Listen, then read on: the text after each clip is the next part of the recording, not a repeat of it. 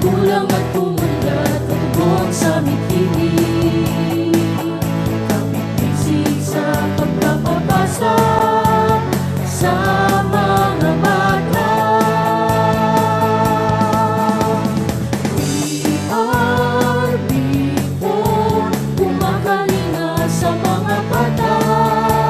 Hiling ay malasakit para sa bawat bata. Leserio. We are before, nagtataguyod sa pagbasa ang pag-unlad ng bata at ng bansa. We are before, kumakalinga sa mga bata. Hiling ay malasakit para sa bawat bata. Leserio. We are before, nagtataguyod sa pagbasa ang pag-unlad ng bata at ng bansa. Sulong lurisan, sulong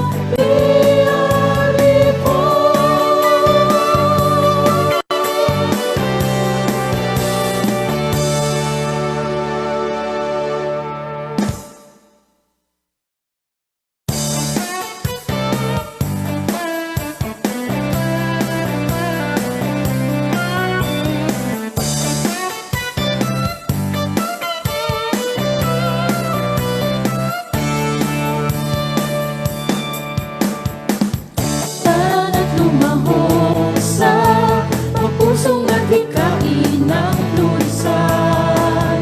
Baranggayan, para bawat bata bumabasa. Before, tawagin mga magulang at pumulat, katugong sa mithiin. Kapit-bisig sa pagpapabasa sa mga bata. Tara't lumahok sa mapusong at hikain ng lurisan. Baranggayan, para bawat bata bumabasa. We are before, kung tawagin mga magulang at pumulat, katugong sa mithiin. Kapit-bisig sa pagpapabasa sa mga bata. We are before, kumakalinga sa mga bata. Hiling ay malasakit para sa bawat bata. Leserio. We are before, nagtataguyod sa pagbasa ang pag-unlad ng bata at ng bansa. We are before, kumakalinga sa mga bata. Hiling ay malasakit para sa bawat bata. Leserio. We are before, nagtataguyod sa pagbasa ang pag-unlad ng bata at ng bansa. Sulong lurisan, sulong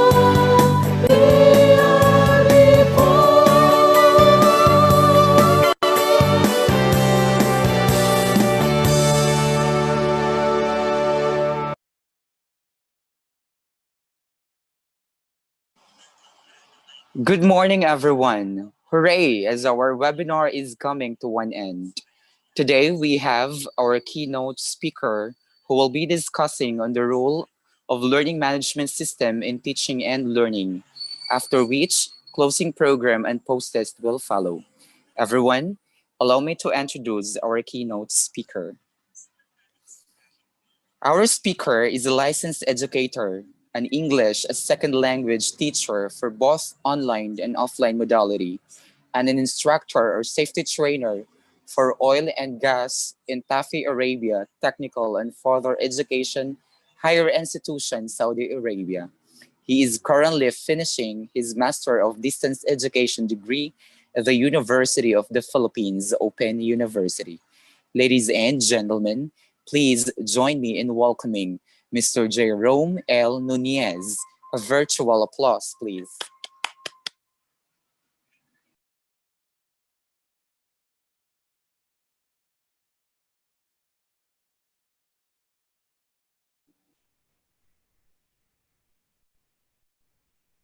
Good morning, teachers. I hope that everybody's here.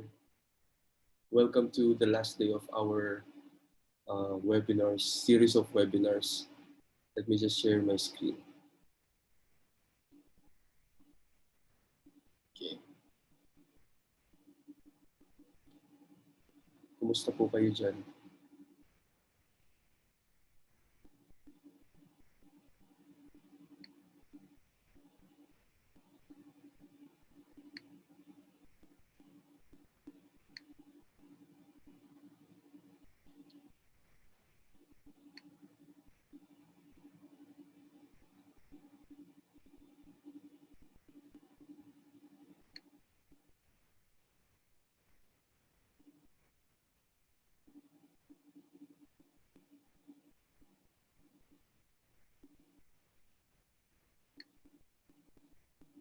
Sir, nakikita na ba yung screen ko dyan? Yes po, sir. Okay, sir. So, I guess we're good to go. Magandang umaga mga teachers and to our beloved guests from this last day of our series of webinars. So, ayun, naimbitahan nga ako to talk about the role of LMS or learning management system in a teaching and learning situation.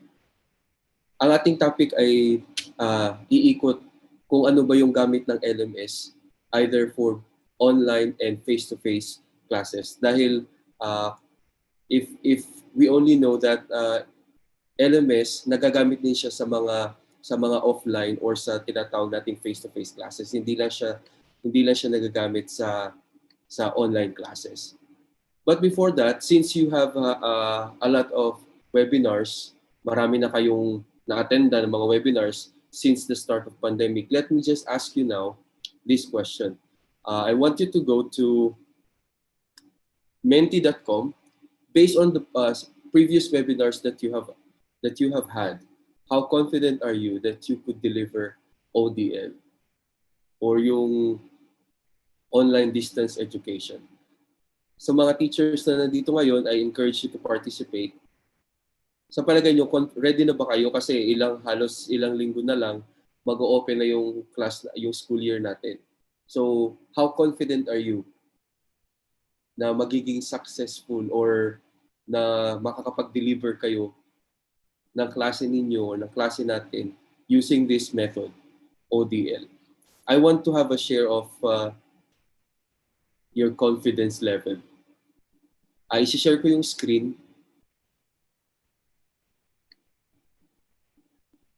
Ito siya.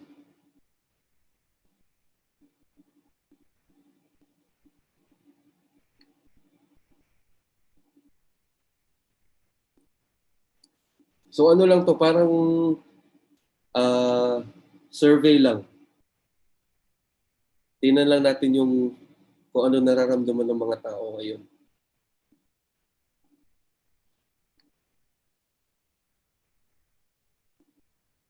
Kasi halos okay. Pasimula na tayo sa sa school year natin.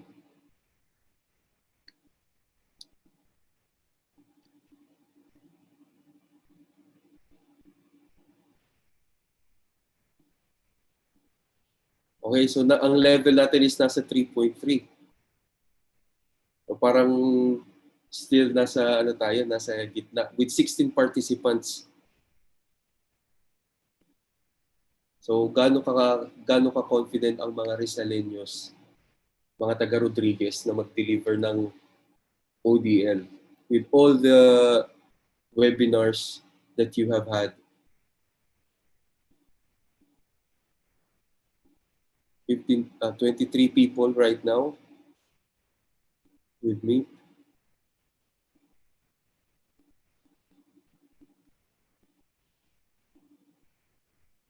Okay, let's take a little more time. So, parang bumababa yung average natin ah.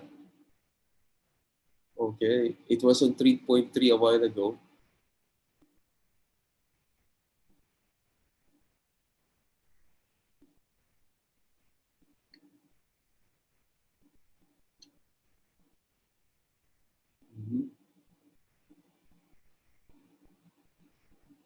With 38 participants. Bakit ko tinatanong to? Kasi it is important yung mga teachers natin naka-ready. Kahit pa sabihin natin na marami tayong seminars na ina-attendan, importante pa rin dahil nga bagong bagong modality yung gagamitin natin. Doon natin masusubukan yung readiness natin kapag nandun na tayo mismo sa sitwasyon na yun. Kasi ako, I had experience already na magturo ng online way back when I was in the Philippines. Tapos, nung pumunta rin ako dito, simula nung nag-start na yung pandemic, nakapag-shift kami agad sa online modality. So, parang nagkaroon kami ng head start or nagkaroon ako ng head start sa experience ng kasi nanonood din ako ng mga webinars dyan sa Pilipinas para ma-apply ko rin dito sa setup namin dito. So, nakatulong din siya actually sa akin. So, yung confidence level parang naging okay na. So, in this phase, yung confidence level ng participants natin ay nasa 3.2. So, medyo more than half.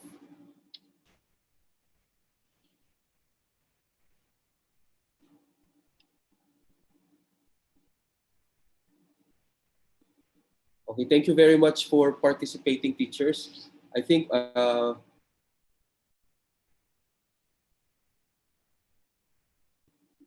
yes, nag-average siya sa between 3.1 to 3.5 yung ating confidence level. It's a good thing na rin. Thank you very much.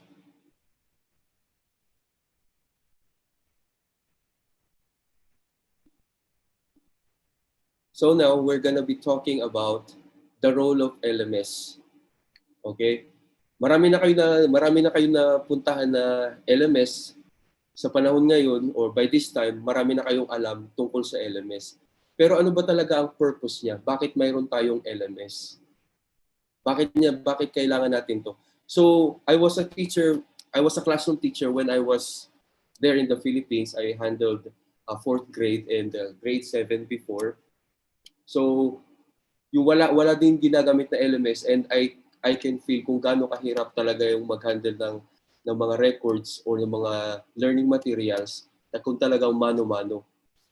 Alam ko yan kasi ako nagturo din ako sa classroom setup with my maximum student number of mga 40 and above. So mahirap talaga. So ano ba ang purpose ng LMS at bakit kailangan natin ito for both online and face-to-face class?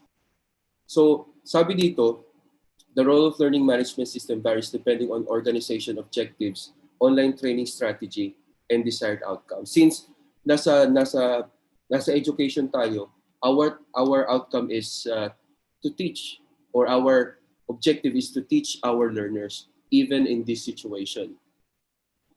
So yun. And then yung objective pa natin is to get results based on the performances of the students na kahit nasa malayo sila sa atin.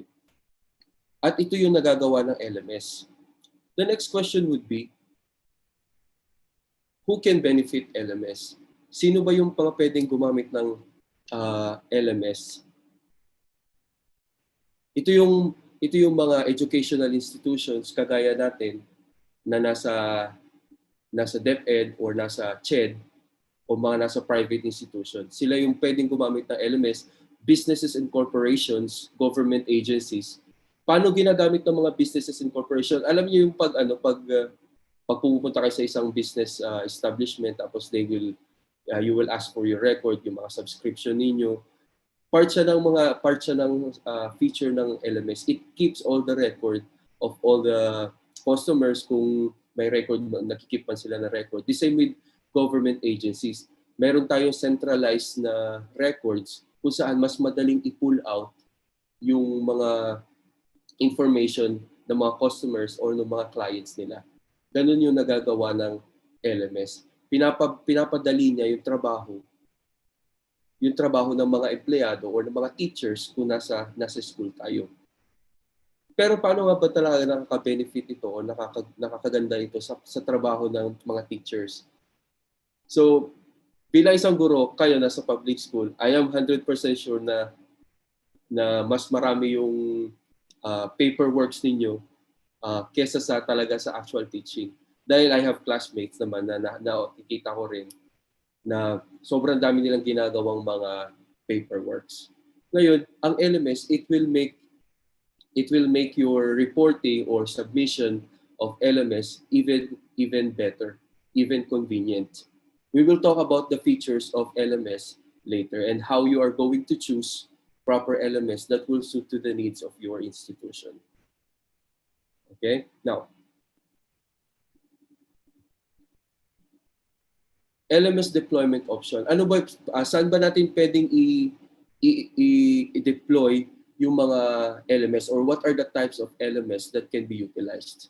Meron tayong tinatawag na cloud-based or SaaS. SaaS means software as a service. Ito yung mga LMS na mayroong monthly subscription.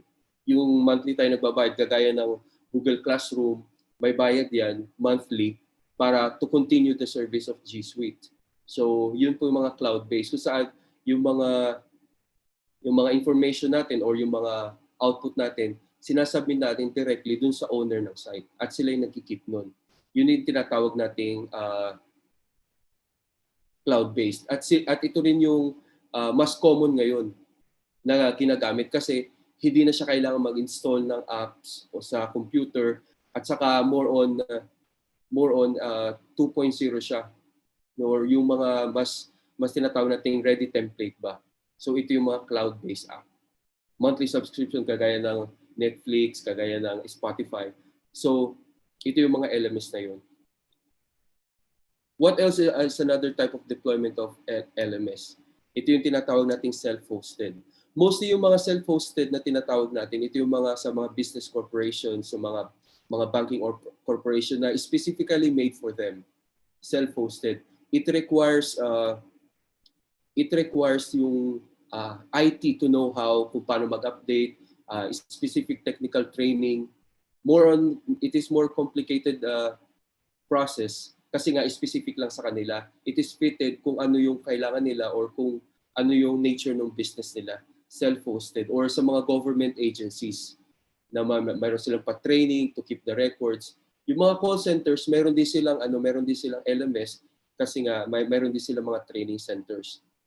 So self-hosted platforms, it allows for the people to have more creative control dahil nga naka-fit sa kanila yung format ng LMS na gusto nila. Of course, mas mahal siya kasi parang personalized siya. Unlike with the cloud-based app, na limited lang tayo kung anong merong feature yung ginagawa ng host or yung may-ari ng website.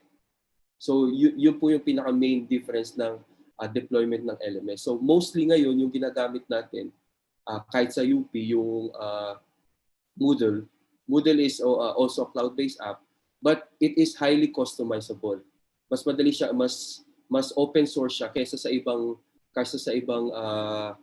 tawag dito sa ibang LMS gaya ng Google Classroom. Yung Moodle mas customizable siya. Of course, it goes to the higher price. And what else?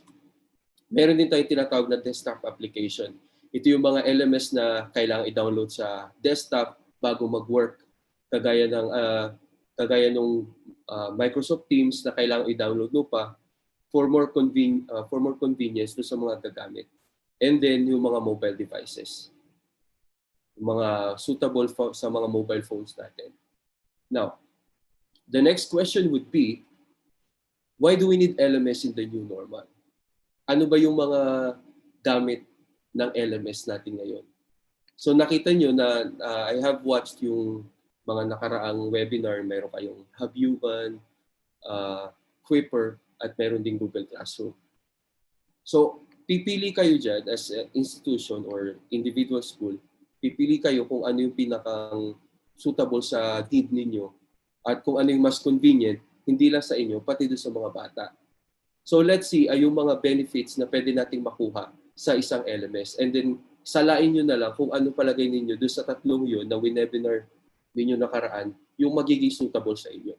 So ito yung mga benefits na nakita ko using LMS. Kasi ako, mayroon din ako experience. I've been attending since 2016 online courses from different universities na mayroon ding respective LMS. And I can say na maraming differences na ginagawa sila.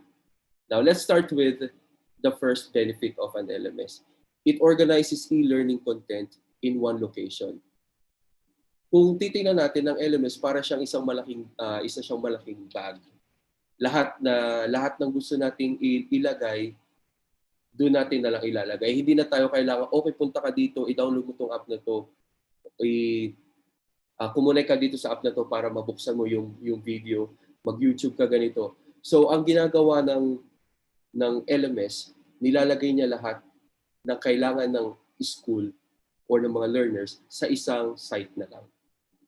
Ito yung pinakamaganda. That's why it's called Learning Management System. Parang it's all in one package.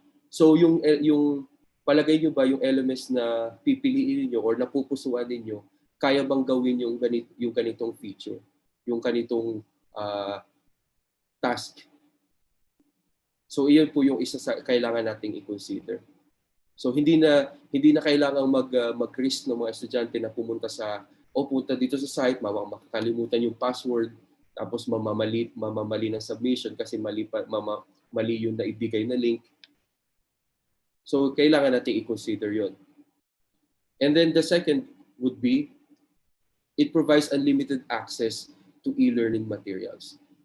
Isa sa kagandahan ng paggamit ng LMS, kaysa sa mano-manong Zoom class na para matawag lang na online, mag-Zoom tayo. Para matawag lang na online class dahil nag-Zoom. Okay? Ang LMS, ginagawa niyang unlimited yung access sa mga e-learning materials. Dahil nga nag-Zoom tayo, example, yung sa Zoom nga, one time lang natin maririnig yung lecture. Diba?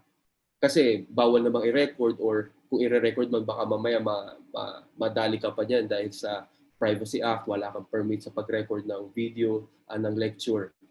Dito sa LMS, ang mga estudyante, mayroon silang unlimited access kung ano man yung ginawa ninyo or kung ano man yung mga lectures na natapos na. Especially kung yung time na meron yung bata hindi convenient dun sa time na nagkaroon ng lecture. Ito yung tinatawag nating asynchronous. Diba? So ito yung nagagawa ng LMS. Pwede silang mag-access anytime, anywhere. Kasi nga, recorded lahat ng materials na nakalagay sa ating site. Okay? And the next benefit that an LMS has is this. Easily tracks learners' progress and performance. Ito yung isa sa top objective natin. Makita yung performance ng mga bata kahit malayo sila. Ang nagagawa ng LMS, natatrack niya automatically kung mayroon tayong subscription or mayroon tayong self-hosted LMS. Once na mag-login yung bata sa site or sa LMS, makikita na natin, hindi na natin kailangang mag-check ng attendance from time to time. Makikita niya doon ng admin kung ilang minuto nag-login yung bata or yung seat time na tinatawag natin sa kanilang VLE or virtual learning environment. It easily tracks. And of course, kada input, kada submission ng mga estudyante, makikita sa LMS yung kanilang yung kanilang rates or yung kanilang rating, yung speed. Tapos makikita kung gaano sila kabilis gumawa ng mga task. Kasi yung analytics na tinatawag kagaya dun sa Quipper, nakita ko mayroong analytics na feature doon. Hindi ko lang na-explore masyado kung gaano ka-complex yung analytics na kaya niyang i-analyze yung each movement dun sa website. So ito yung isa sa mga feature ng LMS na dapat meron din tayo. Okay? Then the next is, it reduces learning and development costs. So watching from the other side of the world, nakikita ko yung ginagawa ng mga teachers natin, which I really commend, sa mga modular class na walang internet. Ang nagagawa ng LMS, it will reduce the development cost dahil hindi na natin kailangan mag-print, hindi na kailangan ng ink, hindi na kailangan bumili ng sobrang daming printer, mga papel. So it will reduce the cost significantly. Dahil nga nakalagay na lang siya, lahat siya i-buo, i-copy na tinatawag. So lahat pwede na nating ilagak dun sa LMS natin. Yun nga yung makakapag-reduce ng development cost. At saka it will encourage the teachers to collaborate dahil mas madali tayong makakakita ng output from the teachers kung magsasabit sila or from the students kung saan mas convenient sa kanila ang mag-submit ng kanilang mga output. Then the next feature that you should have in your LMS should be this one. It reduces the learning and development time. Di ba syempre kailangan mag-print, kailangan nyo i-deliver yung mga modules ninyo. Ang nagagawa ng LMS, it will reduce also the time. The time also for the teacher. Dahil nga tayo, tanong ng tanong yung mga bata, di ba? So pwede na lang nating i-post dun sa LMS yung mga frequently asked questions, FAQ. Para in case na may mga tanong yung bata, hindi na nila kayo aabalahin. It can also be used in face-to-face class.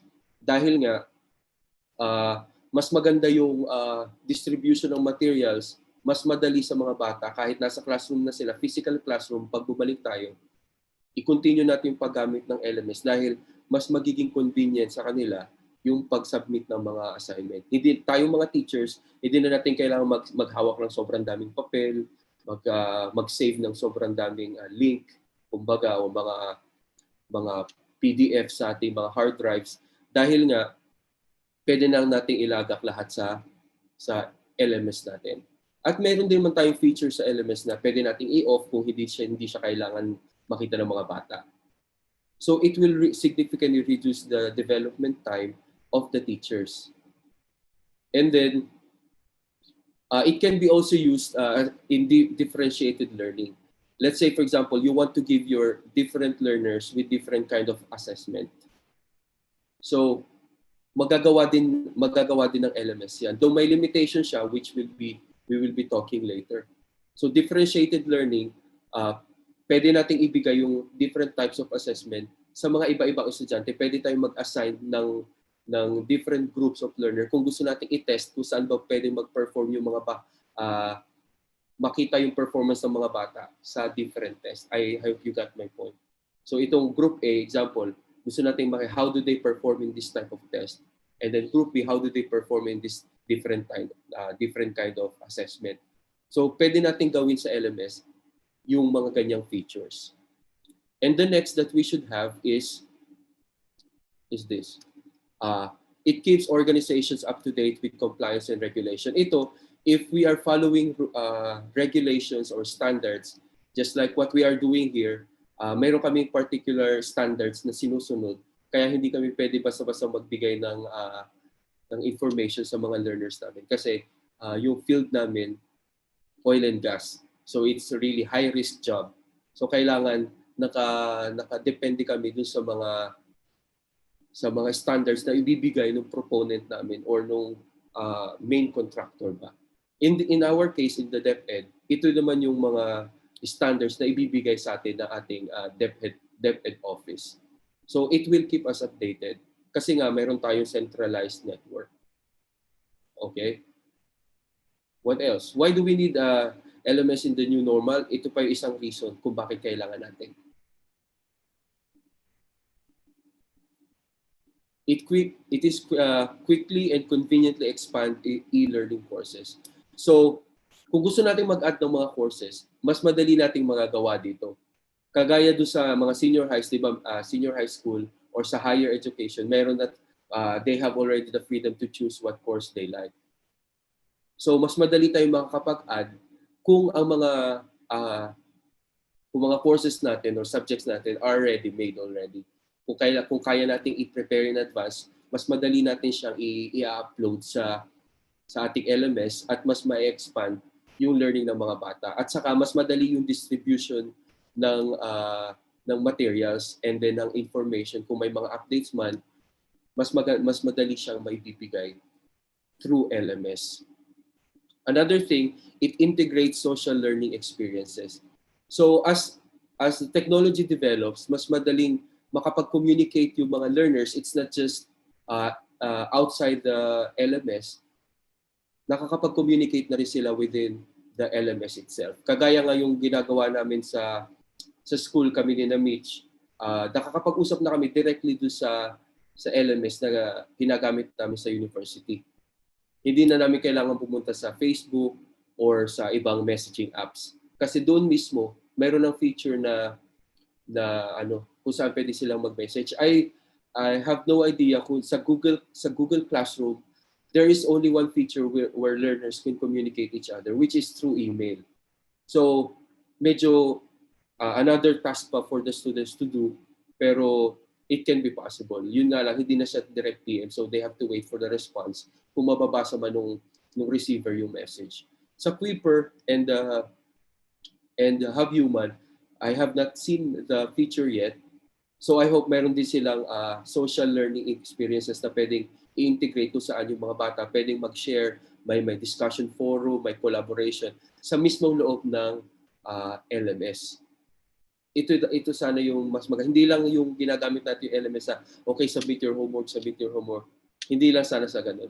Meron din sana feature na mga kung saan sila mismo ay pwedeng mag-usap-usap sa loob ng LMS natin para maiwasan na rin yung pagkalat ng information ng mga estudyante.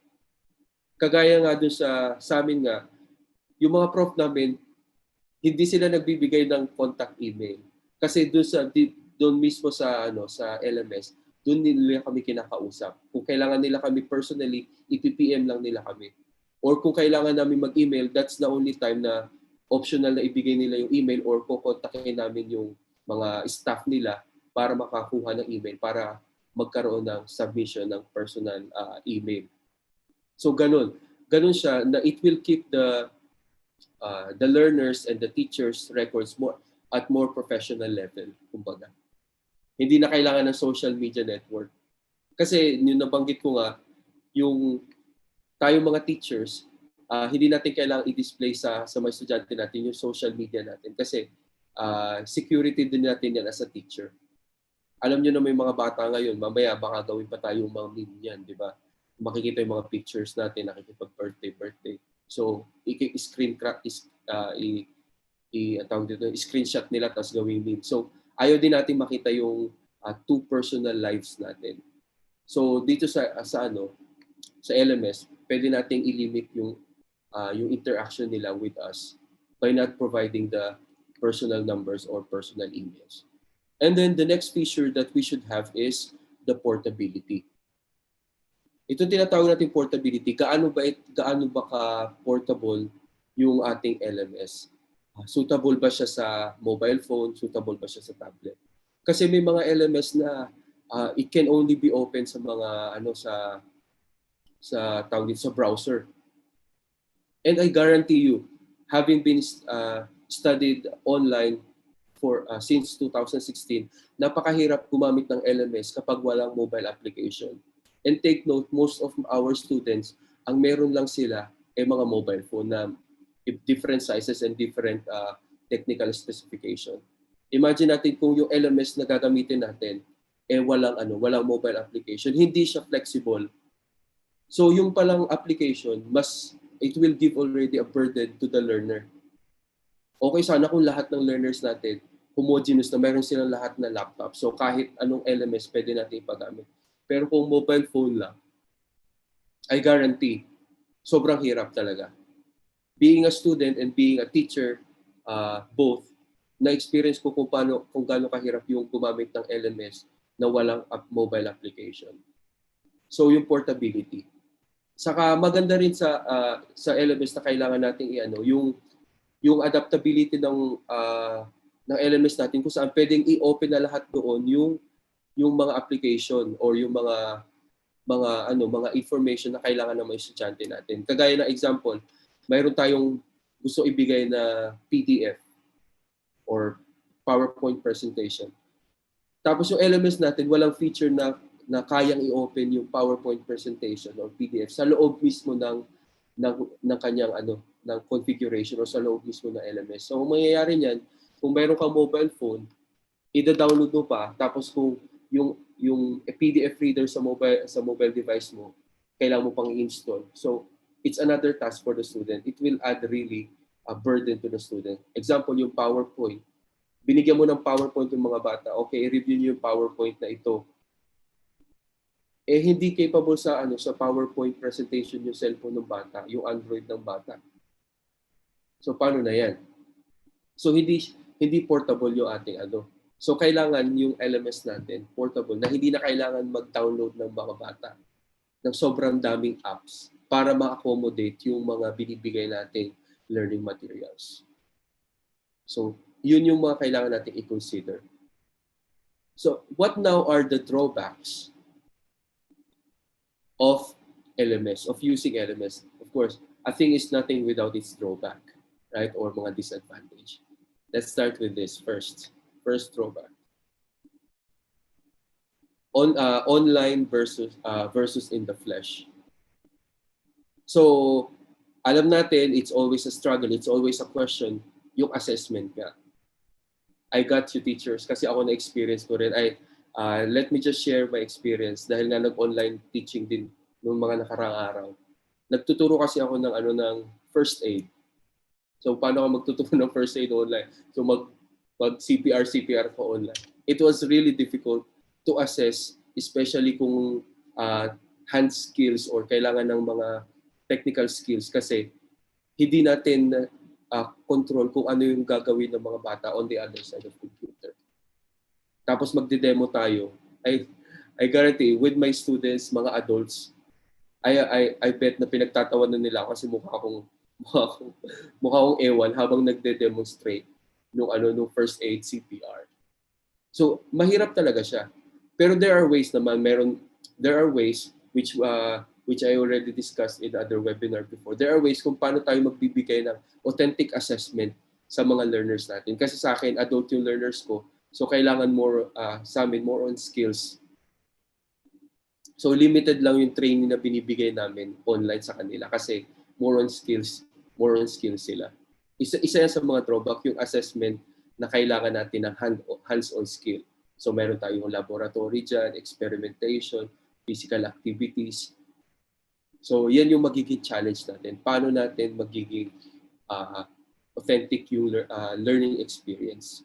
And then, the next drawback could be the tunnel effect. Ano itong tinatawag na tunnel effect? Ito yung ganun na lang. Dahil nga naging komportable na tayo sa paggamit ng LMS, parang mahirapan ulit tayo mag-adapt sa bagong way of learning. Kagaya ko personally, as a student, parang I can see that pag nag-shift ulit ako sa classroom as a student, pag-aaral ulit ako, mahihirapan ako na mag-adapt dahil nasanay na ako sa individualized learning, na ako lang yung nag-aaral. Lahat ng gusto kong malaman, I can just search through the internet. Nasanay na ako. So yung tunnel effect ko, nandito na, nakukuha ko naman na lahat sa internet. So why do I need to go to class or to classroom, di ba? So yun yung magiging side effect niya dahil masyadong comfortable yung LMS natin. Another thing, yung mga estudyante natin, malilimit yung kanilang social interaction. So talk about mental health again. So dahil nga nasa online lang sila, isa lang yung direction na pinupuntahan natin. Malilimit yung social interaction, physical interaction sa kanilang mga peers, which is important in developing learners social skills.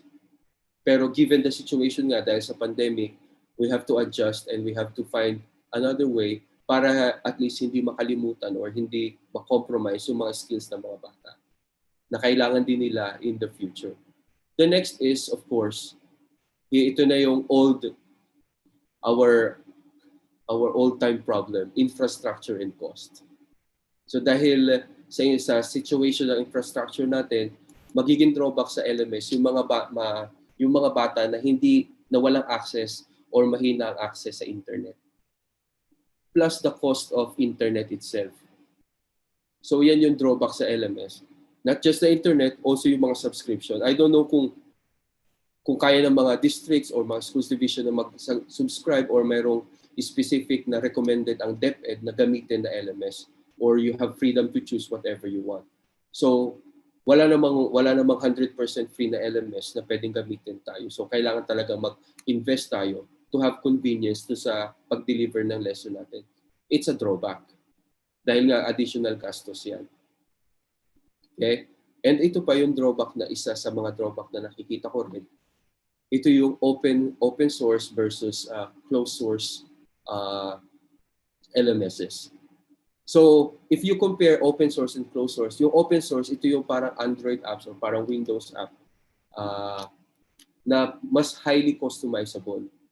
Mas madali siyang i-customize to fit do sa need natin. And yung mga closed source, kagaya ng mga Mac or Apple, na sobrang hirap i-customize dahil controlled nung owner ng website or nung LMS kung ano yung pwede mong gamitin.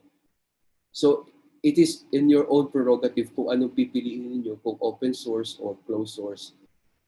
Kasi kung open source, pwede kayong mag-customize kung ano lang yung pwede niyong gawin or pwede niyong ipa-access sa mga bata or pwede niyong i-fit doon sa kailangan ninyo as you deliver the lesson. I'm not saying that this is the choice of the teachers, but mostly for administrators or yung sa mga higher ups natin, sila yung magde-decide yan kung ano yung gusto nilang ipagamit as mode of management of the learning system. Right? Then the next is, how are you going to choose your LMS to your institution? What are the essential information that you have to consider? Given all the features that you could have in an LMS, ano ba yung kailangan ninyo i-consider sa pagpili ng LMS? First, must be data-driven result. Ito yung makapag-expect ba tayo sa LMS na malilesen yung burden natin. Kasi tandaan natin, kung ang isang bagay ay nakakadagdag lang ng sakit ng ulo, hindi siya effective or hindi siya convenient sa atin. Of course, mayroong phase na mahihirapan tayo kagaya ngayon. I understand na yung iba sa mga teachers natin, hirap na hirap makapag-adapt sa pag-navigate ng Google, kahit yung pinaka-simple na Google Classroom. Pero yung end result ba, yung the data-driven result, kaya bang magbigay ng LMS ng mga desired outcome na gusto nating makita or makuha para hindi mahirapan yung mga teachers and yung mga learners natin. So yun yung kailangan gawin ng mga research team natin. Kung meron tayong research team sa division or sa district natin, kailangan nilang i-consider yan sa pagpili ng LMS or kung sa division level ba. Then, what else that we need to consider? Tools for testing. Can it perform more varied assessment over the other LMS? So kaya ba niya? Example, yung 3 LMS na nakita niyo through this week, ano yung mas advantage ng isa over do sa isa na kayang i-perform yung assessment natin? Kasi kung ang assessment natin lagi ay Google Form, I guarantee you, yung mga bata tatama rin yan. With my students na for almost 3 months, kailangan kong maging flexible na magbigay ng iba't ibang application sa kanila para hindi sila mabugnot sa pagsagot ng mga assessment na binibigay ko. So kaya ba ng LMS na makapagbigay niyan? Or kung hindi man, kaya ba natin as teachers na magbigay ng varied types of assessment that we can link, o yung mga third-party apps na we can link doon sa LMS na ginagamit natin. Yun yung mga tanong na kailangan natin i-consider sa pagpili. Another is, yun nga, responsive ba siya? Meron ba siyang mobile application? If I'm not mistaken, I searched yesterday yung Hub Human. I was trying to search kung meron siyang mobile application. Goods, maganda talaga yung Hub Human kung mayroong laptop. Kasi ang ganda ng interface niya. Pero sa mobile phone, I'm afraid na hindi ako nakakita ng mobile application. So iyan yung mga tanong na kailangan natin i-consider. Kasi yung mga learners natin, yun lang yung meron sila. Karamihan sa kanila, yung mobile phone, di ba, yung iba binibigyan pa ng mga government agencies ng mga tablets. Hindi lang dapat tayo teachers ang maging convenient sa pag-deliver ng lesson. Kailangan din natin isipin yung convenience na estudyante natin. Kasi sila yung receiver ng lahat ng ito. Ginagawa natin lahat ng ito para sa kanila. Okay? The next consideration should be this.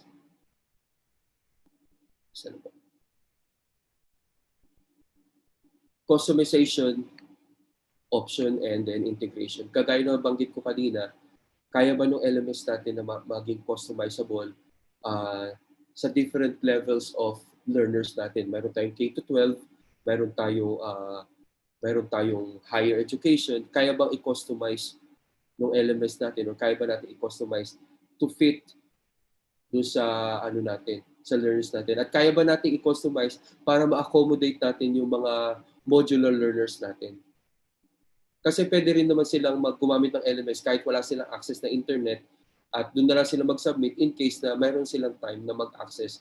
Dahil nga hindi naman lagi tayo na makaka-access sa internet from 24 hours. So, kailangan din natin bigyan ng consideration yung mga bata. Kagaya may bagyo, walang connection, walang kuryente. So, mayroon ba tayong option na ganyan na pwede natin ibigay doon sa LMS natin o sa mga bata mismo? And then, ito yung course catalog feature. Nabanggit ko kanina, mas maganda kung yung LMS natin, pwedeng mamili yung mga bata kung ano yung pwedeng courses na kunin nila. Of course, it's more suitable nga sa higher education dahil yung mga bata, tayo mismo magbibigay kung ano yung kailangan nila to guide them. Pero sa higher education, kaya ba ng LMS natin na makapili yung mga bata or mga estudyante natin ng courses or topics na pwede nilang i-aralin for the time being or habang nandito tayo sa ganitong sitwasyon? Course catalog, yung mag-search na lang sila ng keywords tapos doon na lang lalabas yung mga topics na gusto nila or na kailangan nilang aralin. And then the next is, of course, and most importantly, ito yung privacy and security. Lagi kong sinasabi ito kapag meron akong speaking engagement. Okay? A data lost hurt more than the cash lost. Tandaan nyo pa, mas masakit pag nawalan tayo ng data. Imagine nyo kahit yung flash drive niyo pag biglang na-corrupt, hindi nyo na ma-open, parang mas masakit siya kaysa mawalan tayo ng cash. Ang hirap mag-move on kasi mas important sa panahon ngayon, mas importante ang data. Mas importante ang data kasi lahat tayo naka-digital na. So, yan yung kailangan natin i-consider, yung also the privacy of our learners. Dahil nga magsasubmit sila ng kanilang output, maggagawa tayo ng mga output natin, these are all considered as intellectual property. So, kaya ba ng LMS natin na i-provide yung security sa mga output natin o sa mga learning materials natin? Yan yung question na kailangan natin. Kasi it is not recommended. Personally, I can say na isasabit natin yung mga output natin sa social media, sa Facebook or sa Messenger. Naalala niyo yung case ng Facebook about sa privacy and security. Kasi lahat nakikita nila, lahat ng ginagawa natin sa Messenger. Ganun yun. So, intellectual property yan. So, kaya ba ng LMS natin na gawin yung ganyang LMS? So, I will leave all these questions not just to teachers but also sa mga research team natin sa respected school natin or sa district natin kung paano tayo makakapili ng the most suitable, if not perfect, na LMS na gagamitin natin sa pagpasok ng taon. And always remember this, teachers. Okay? Not all students do well in online environment. So let's not expect na makakapag-adapt din sila kagaya natin sa ganitong sitwasyon. Okay? Online students need solid technical skills, otherwise they will have difficulty in succeeding in web-based learning environment. This is from a research. Kahit nga tayong teachers, hirap na hirap tayong mag-adapt ngayon sa sitwasyon, di ba? Paano pa kaya yung mga estudyante? Given the situations na binigay ko kanina, yung mga tech situation nila, family support, financial support, kung wala silang solid online technical skills, hindi sila magiging successful. Kaya when this thing started, I have thought of bakit hindi mo na i-develop yung pinaka-importanting skill na mayroon ang mga bata, which is literacy. Kagaya nga nung sa kanta nyo kanina, BR4, di ba? Yung mga batang bubabasa. Why not we just focus on raising the literacy level ng mga bata natin bago tayo magbigay ng other skills na kailangan nilang aralin. Dahil ang literacy, mas madali siyang ituro, personally, online. Mas madali siyang ituro kaysa sa other skills na pwede natin ituro ngayong sitwasyon ng pandemic nga. So, yun lang yung iiwan ko sa inyo, yung paano natin ma-develop yung mga bata magkaroon ng solid technical online skills. Kasi tayo mga teachers, puro training tayo. Training dito, webinar doon, webinar dito, webinar doon. Meron pa tayong LDM na tinatawag. Diba? So, ang tanong, would it be worth it pag nasa mga bata na sila? Meron na ba silang enough na skills para makisabay sila sa ganitong sitwasyon? Kaya nga nakikita niyo yung mga academic freeze na sinatawag ni campaign sa Facebook, di ba? Yes to academic freeze. Kasi nga, itong mga estudyante natin, they are not also ready for this kind of learning environment. So, as teachers, mas maganda sana kung i-ready muna natin yung kanilang technical skills sa pag-aaral sa ganitong sitwasyon. So, ano yung gagawin natin? Beside from having a good LMS. Kasi I guarantee, magiging useless yung LMS natin kung yung mga bata natin is not self-directed.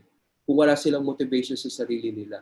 Kahit gaano kaganda yung LMS natin, kung yung teaching and learning process mismo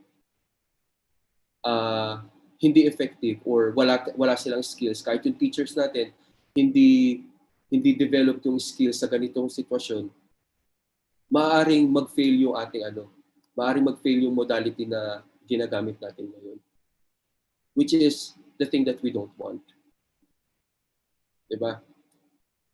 So, yan yung mga challenges ngayon na nakikita ko rin as I watch the situation in our beloved country.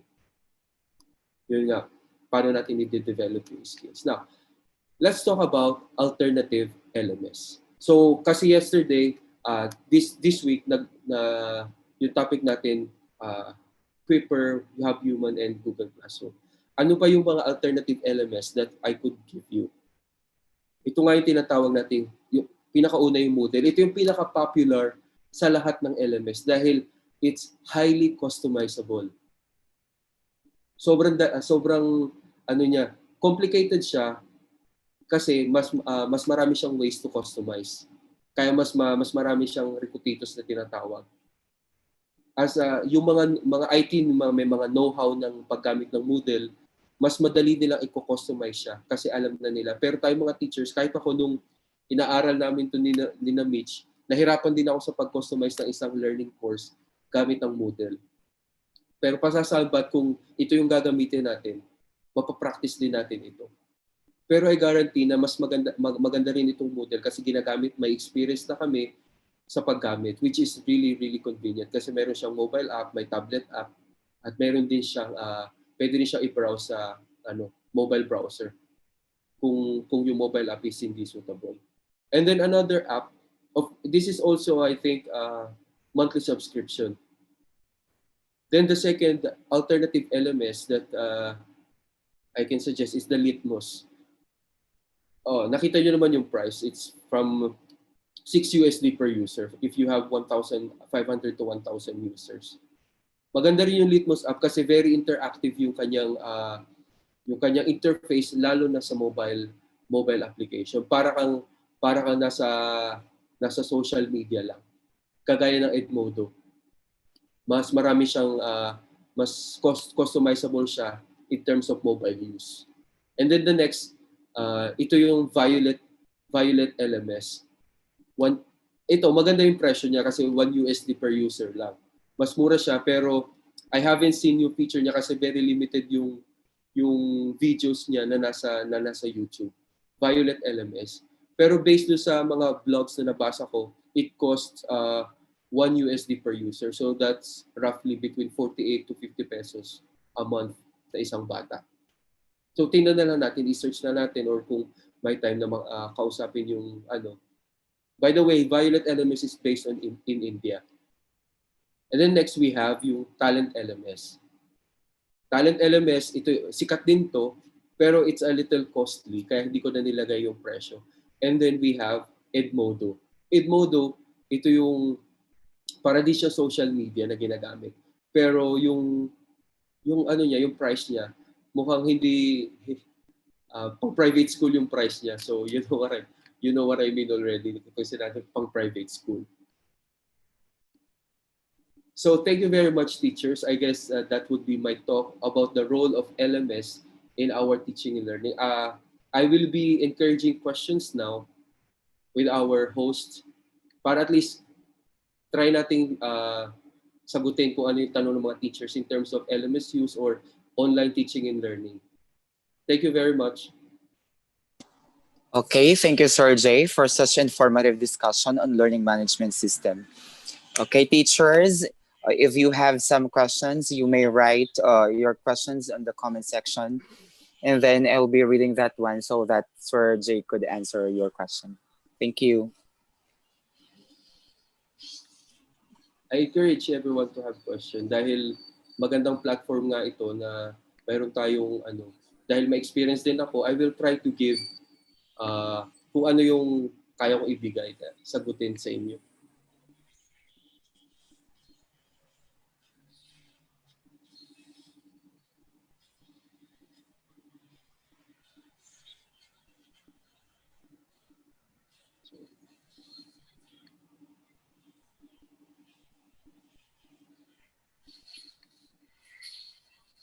May tanong po ba, sir? Ano po, sir, meron po rito. Okay, sir. Question po from Ma'am Jocelyn David.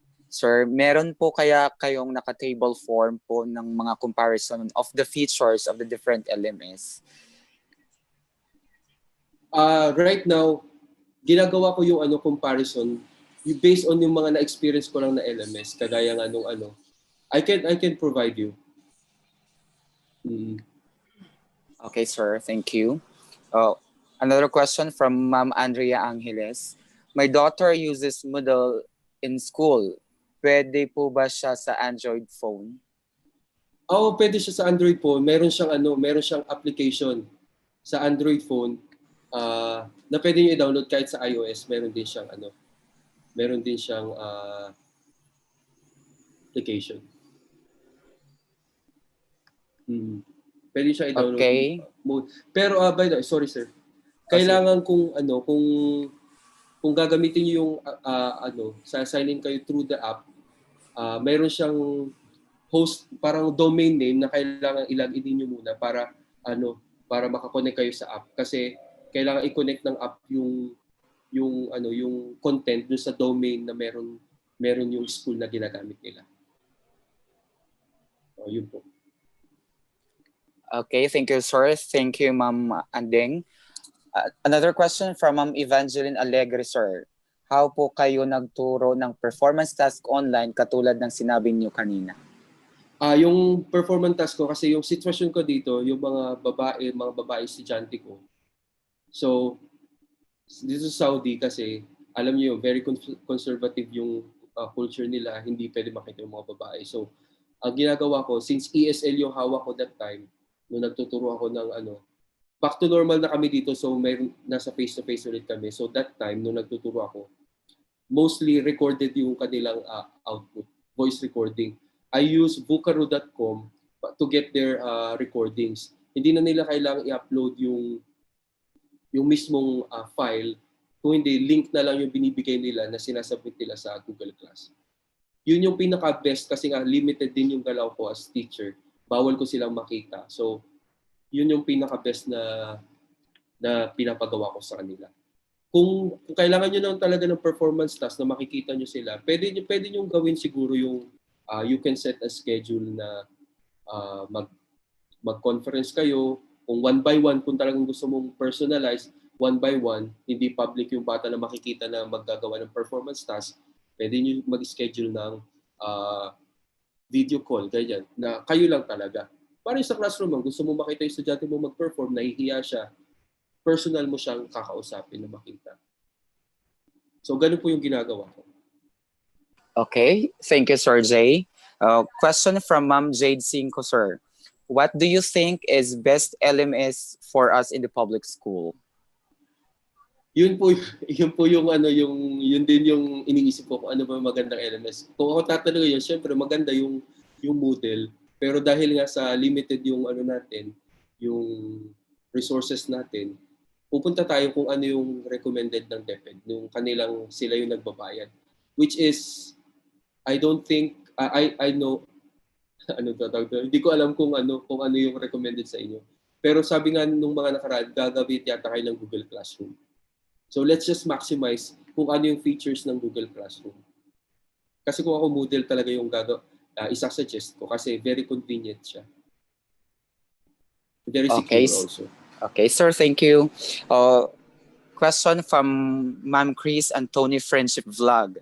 Hi, sir. Ask ko po if may discretion si teacher na mamili ng kanyang LMS sa pagtuturo or dapat po ba na iisa lang sa buong school, fit to all teachers na po? Thank you. Actually, ang mga kasagot niyan yata is yung mga heads ninyo, yung mga district head or district supervisor, kung gagamit kayo ng yung personal ninyo na kung ano yung preferred nyo na LMS. Yun sila siguro makakasagot niyan. Pero kung ako, mas maganda, I always say, kung ano yung mas convenient sa teacher, yun yung ibigay natin. Yun yung gamitin natin kung ano man yung mas convenient sa teacher. Kasi nga lahat naman tayo nag-a-adjust. Okay, sir. Another question from Sir Chua. Hi, sir. Is there an LMS na pwede maka-access ang learners even if they only have free data? That question is really a tricky one dahil nga lahat ng LMS really dependent on data. Siguro with coordination with the DepEd, saka yung mga provider nga ng LMS, pwede siguro mabigyan yan kung mayroong agreement between DepEd and the LMS provider. Pero right now, ang pwede natin gamitin na LMS na may free data, yun na Facebook. Kasi Google Classroom gumagamit din siya ng data. Okay, sir. Thank you. From Ma'am Maria Mikor. Which platform would you suggest for teachers to monitor timely performance given task to students? Timely performance. Which app? Yes, Which sir. app or okay. Kasi kami, hindi rin kami gumagamit ng actual na LMS like Moodle. Ini-stop namin kasi yung mga co-teachers ko hirap din na mag-adjust dun sa paggamit ng Moodle. So, gumamit na lang din kami ng Google Class. Pero ako, personally, ang ginagamit ko to track yung student, binibigyan ko sila ng online homework gamit yung mga third-party apps, yung gaya ng quizzes, GimKit, natitrace ko din doon yung kung gaano kabilis yung paggamit nila nung pag-answers nila sa mga question. Dahil nga adults yung mga estudyante ko, I don't give them too much of more on performance kasi more on objective training kami. So, yung quizzes app na ginagamit ko, nakikita doon mismo yung feedback, nagre-reflect kung gaano kabilis yung estudyante na sumagot doon, and then yung frequency ng mga mistakes at saka yung each question. Ganun po. Pero in terms of LMS, right now yung LMS wala akong nakikitang gumagamit ng, kasi hindi rin kami gumagamit ng LMS right now. Okay, thank you, sir. Okay, question from Ma'am Annalisa Flores of Tagumpay Elementary School. Our school will be using Google Classroom as a result of the school survey. Okay lang po kaya na Google Classroom ang gagamitin namin, sir? Oh, of course. Oo naman. Okay na okay yun. Lalo na kung ang Google Classroom ay paid for by the DepEd, yung features niya yun ng G Suite. Oo naman. Yun yung ating i-maximize kasi yun yung meron tayo. Kagaya nga nung sabi natin, sinabi ko nung nakaraan na use what works for you. Kung Google Classroom mag-work sa'yo, i-maximize natin. Kaya mag-focus tayo kung ano yung pwede nating i-exploit na features ng Google Classroom para doon sa mga bata. From Ma'am Pinky, sir, ano pong best LMS ang pwedeng gamitin sa elementary? For elementary, sir. Kung elementary, maganda nga sana yung Litmos kasi para siyang social media. Tapos pwede mo i-control yung content niya. Kaso mahal nga siya. Pero yun nga, kung Google Classroom tayo, i-limit natin na lang kung ano yung pwede makita ng mga bata sa ano. Saka I suggest, kung sa elementary level tayo, we provide more recorded instructions sa mga bata. Kung kaya nating i-record yung mga instruction para mas ma-feel nila yung presence natin as a teacher. Hindi lang nila makikita tayo kapag mayroong yung tawag dito, video call. Let's keep our presence na makita ng mga estudyante, lalo na sa ganitong sitwasyon. Hindi lang sa Zoom, kundi all the time through recorded videos. 'Di ba nga yung mga vlogger nga pinapanood natin habang nanonood tayo ng mas matagal sa kanila, mas feeling natin na mas close tayo sa kanila. Kahit the fact na hindi nila tayo kilala. So ganun yung gawin natin na let's make our presence visible sa mga learners natin. Okay, question, sir, from Ma'am Sheila Paragas. Sir, ano po yung mga pwedeng gamitin namin na interactive games para sa mga bata? Halimbawa, magbibigay kami ng quizzes para di naman po palaging Google Forms. Oo, maganda yan. Buti na yung ginagamit ko, quizzes, tatlo kasi yan eh. Quizzes, GimKit, and Kahoot. And just to mind you na yung Kahoot, medyo kapag mabagal ang internet, maglalag siya. So mas magandang ibigay niyo yung mga activities ninyo as a homework para at least interactive siya kasi may tugtog siya at meron din siyang accommodation dun sa may mga reading tawag dito, yung hindi marunong magbasa masyado. Yun. Kasi meron siyang option na read out loud, yung quizzes na pwedeng gamitin ng mga bata. Ginagamit ko yan kasi yung mga estudyante ko, non-native English speakers. So sinasabi ko sa kanila, kung hindi nyo maintindihan yung question na kung hindi nyo alam basahin, i-turn on nyo yung read out loud para yung app mismo, babasahin nila sa inyo yung mga tanong. Ito kung yung English. Kung English yung mga question, pag Pilipino, hindi ko alam kung kayang basahin ng quizzes app. So yun po yung ginagamit ko. So yun yung isa-suggest ko. Okay, thank you, sir. Some more questions, teachers? We still have time to ask Sir Jay.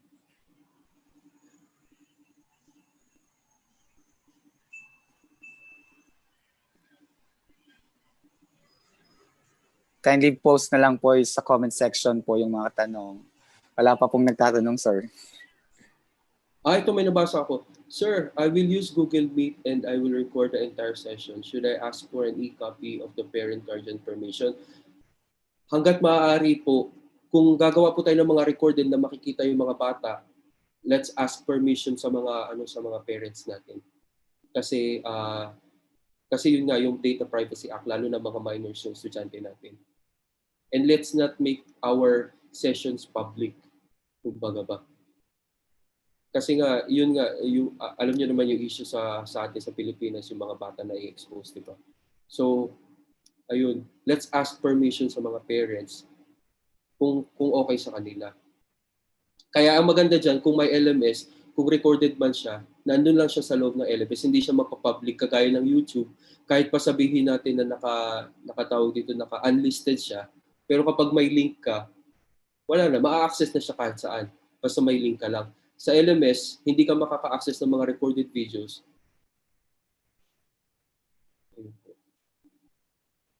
Okay, thank you, sir. Some more questions, teachers? I'm sorry, I'm also reading the questions here. Sir, mga interactive games as part of quiz, pwede po bang i-download yung score? Opo, pwede nyo i-download yung sa quizzes yung ginagamit ko. Pwede nyo i-download, pwede nyo i-print, pwede nyo i-email mismo doon sa parent kung yung parent mismo nagre-request ng record nung game, nung game. So yung pwede nyo i-download, pwede nyo i-print. Lahat ngayon printables na yung mga yung mga results. But always remember nga yung data privacy ng mga bata. Yun yung ating laging top priority.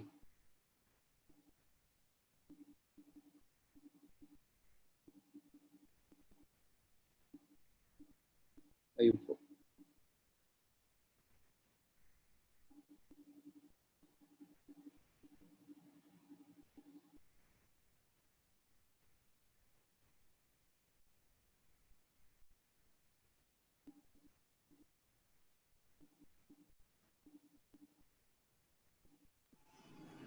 Sir Jay? Yes, Sir sir? Jay, would that be okay to ask daw, how young are you po? Sabi ni Ma'am Andrea. I've been a teacher for 10 years now.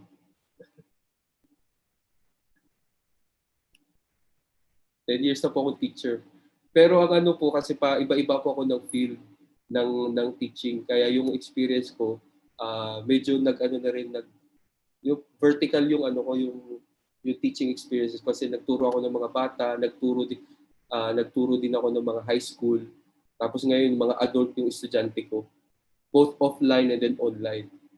Saka meron ding technical skills. Tapos nag-homeroom din ako. Kaya yung experience ko, hindi naman sa parang na siya, varied na din siya. Though maiiksi lang, parang nag-sit in lang ako doon sa experience na yun. Tapos lipat ulit ako.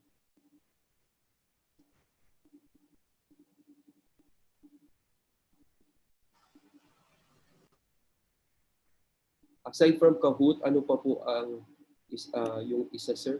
Hindi ko po ba siya? GimKit po yun, sir. GimKit. Yung GimKit po, ano din siya, subscription-based. Ang maganda doon, pwede kang gumawa ng para maganda siya sa game kasi mayroon siyang money in, parang may pera siya. Yung score ng bata, parang pera. So, the more money you get, the more correct answer you get, the more money that you can gain. So, para maganda siya sa competition, ginagamit ko yung GimKit. GIMKIT. Ginagamit ko yung GimKit, lalo na pag sa live class ko, yung sa face-to-face. Kasi nga, competition-based siya. Pwede siyang group-based, per group yung competition. Maganda din siya. So, ang feature ng GimKit, parang all for one for all yun eh. Kapag may mali yung isang groupmate mo, mahahatak lahat yung group members niya. Mababawasan yung pera nila. May mga estudyante ako nagni-negative pa yung pera nila, nagkakautang pa sila sa akin. Dahil nga nagni-negative sila, puro mali yung questions nila. Ayun po, maganda yung GimKit. I'm suggesting only yung ginagamit ko kasi experience ko na from like all the time. Sir, question from Ma'am Evangeline Alleger. How to do collaborative activity po sa students natin, sir? Collaborative activity, kung ang online natin, let's consider first yung platform na gagamitin natin sa collaborative activity. So, kung kung discussion forum, mas magandang gamitin yung Google Plus or kung meron tayong secret group sa Facebook kasi wala naman tayong ibang pupuntahan, maganda siya gamitin for mga DF or discussion forum. Kung saan ililimit na makakapagkakaroon ng discussion yung mga bata. Kasi nanonood ako ng mga simulation classes ng online, ay ang hirap mag-elicit ng opinion sa mga bata dahil ang isa sa mga reason nahihiya sila magsalita online o baka pagtawanan sila, 'di ba? So collaboration yung TF nga or ito yung nakakatawa man yung gagamitin natin yung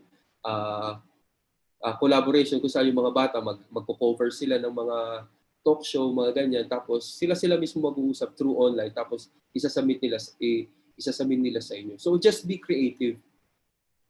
Or yung ginawa ko nung nakaraan, meron akong recording kung saan yung mga estudyante ko pinag mix yung recording nila para mayroon silang sariling podcast. Nag-usap-usap lang sila, ganun lang. Tapos in-record lang nila sa video call sa ganitong setup, naka-record lang. Tapos ayun lang, usap-usap sila, tapos sinabit lang nila sa akin yun. I don't need to be there during the recording. Sila na lang mismo yung nagre-record. Tapos papakinggan ko na lang. Yun yung mga recording, yung mga collaboration na nagawa ko na.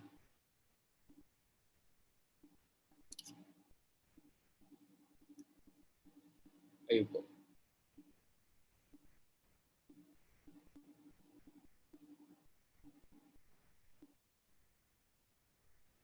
Hello, sir.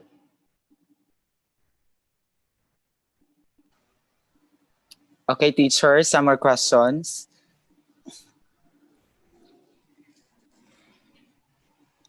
Ito mayroon akong isang nabasa, sir. Basahin ko na lang, sir. Yes, Sa sir, yes. paggamit po ng LMS like Google Classroom, ano po bang advice na email na pwede gamitin namin para ma-access ng bata ang classwork? School email po ba or personally? Di ba sa DepEd meron kayong DepEd email? I suggest na mas magandang gamitin niyo yung DepEd email. Pero yung sa mga bata, lalo na kung may mga senior high school kayo, iwasan nating gumamit ng mga cute emails. Alam niyo yung may mga paano ba example ng cute email, yung may mga pabebe na email. You know what I mean, di ba? Huwag nating isuggest sa mga bata na gumamit ng mga pabebe na email or yung pa-cute na emails para hindi din tayo mahirapan na i-identify kung sino sila. Mas okay yung may mga numbers as long as nandun yung pangalan ng bata. Pero tayo mga teachers, ilimit lang natin yung pagbigay ng contact number sa atin para I guarantee you, binigay ko sa estudyante ko yung yung aking Snapchat account kasi sikat dito yung Snapchat para i-contact nila ako. Sabi ko sa inyo, kahit gabi mini-message ako, teacher, anong gagawin ko dito? Tapos magsisend sila ng mga screenshot na hindi nila maintindihan. So ilimit natin yung contact information na pwede nila tayong makontak. Para hindi rin tayo mahirapan. I guarantee. Uulanin kayo ng mga questions niyan kung paano nila gagawin. Kaya sabi ko, i-record ninyo yung mga instructions ninyo para hindi sila tanong ng tanong. I-record ninyo as much as possible. I-record ninyo kung pwede sa video or pwede audio lang, i-record ninyo. Para hindi na sila magtatanong sa inyo. Okay, sir. Here's another question, sir, from Sir Daniel. Sir, kindly suggest ways po how we can intensify students' engagement in an online environment. In an online environment, kailangan nila yung presence ninyo muna, yung kailangan nating i-develop. Paano tayo magiging present sa kanila? Kasi kung hindi sila motivated, kung hindi sila self-directed sa pag-aaral ngayon, wala din mangyayari kahit gaano karami yung ibigay natin sa kanila. Mas maganda ang activity natin more on focus kung ano yung gagawin nila, hindi yung kung ano yung dapat gawin nila. You know what I mean? Kasi I have seen some demonstration kung saan yung mga teachers mismo ang nagdi-deliver ng content ng lesson. Why not we ask kung mayroon naman tayong live video call na sila mismo yung magdi-deliver ng content. At tayong teacher, makikinig lang tayo sa kanila. Let them have discussion. Mag-ingay sila sa online habang mayroon tayong synchronous discussion. Huwag lang tayong mag-lecture yung kagaya ng ginagawa ko ngayon. Ako lang nagsasalita, di ba? Huwag natin ganito gawin yung setup natin kung may mga bata tayo. Kasi Yung mga bata na yan, yung span of attention nila maiksi lang yan. Malay mo, nakatuwa nga lang sila, yung pala nag-online game na sila dyan. Diba? So, let them speak. Huwag nating i-monopoly yung pagsalita kapag mayroon tayong synchronous or mga live sessions. Yun po. Okay, thank you, sir. Some more questions? We still have 7 minutes. How do you grade your students? Ito, ano siya, I suggest sa grading method, more informative eh. More informative kasi kami dito kung ano yung progress ng mga bata. So kung ano yung nagagawa nila, yun yung ginigrade natin po. Yung final output, which is expected naman na magagawa nila. So depende na rin sa inyo kung ano yung required. Ano yung required ng DepEd kung paano nyo i-grade. Pero I suggest na ang i-grade niyo is yung progress. Yung progress ng bata, not the final output. Kasi yung final output, kahit sino, baka mamaya, kung final output would be done by someone else, hindi natin alam kung paano siya nakapunta doon sa final output. So mas maganda i-grade natin yung progress ng mga bata. We ask update from them from time to time kung mayroon tayong required na performance task o nasaang percent ka na ng ginagawa mo ngayon. Para at least ma-monitor mo din kung doon din ba yung punta ng mga bata doon sa sinasabi nilang update sa'yo while you are talking to them.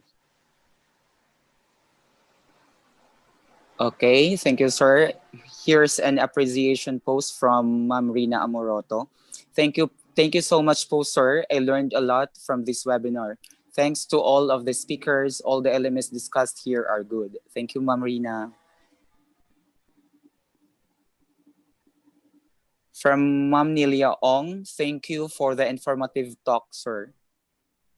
You're welcome. Ayun. Ano pa pong questions? Some more questions para po, sabi ni Sir J.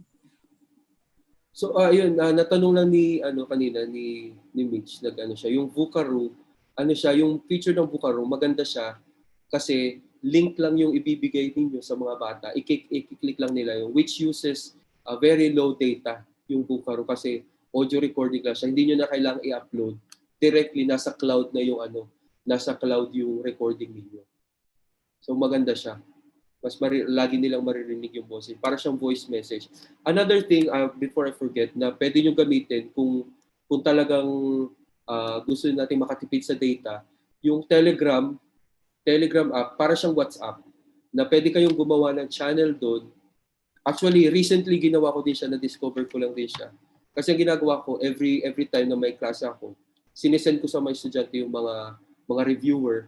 Ngayon, gumawa lang ako ng isang GC doon kung saan naka-upload na lahat ng mga reviewer na nandun. Binibigay ko na lang sa mga estudyante ko yung link.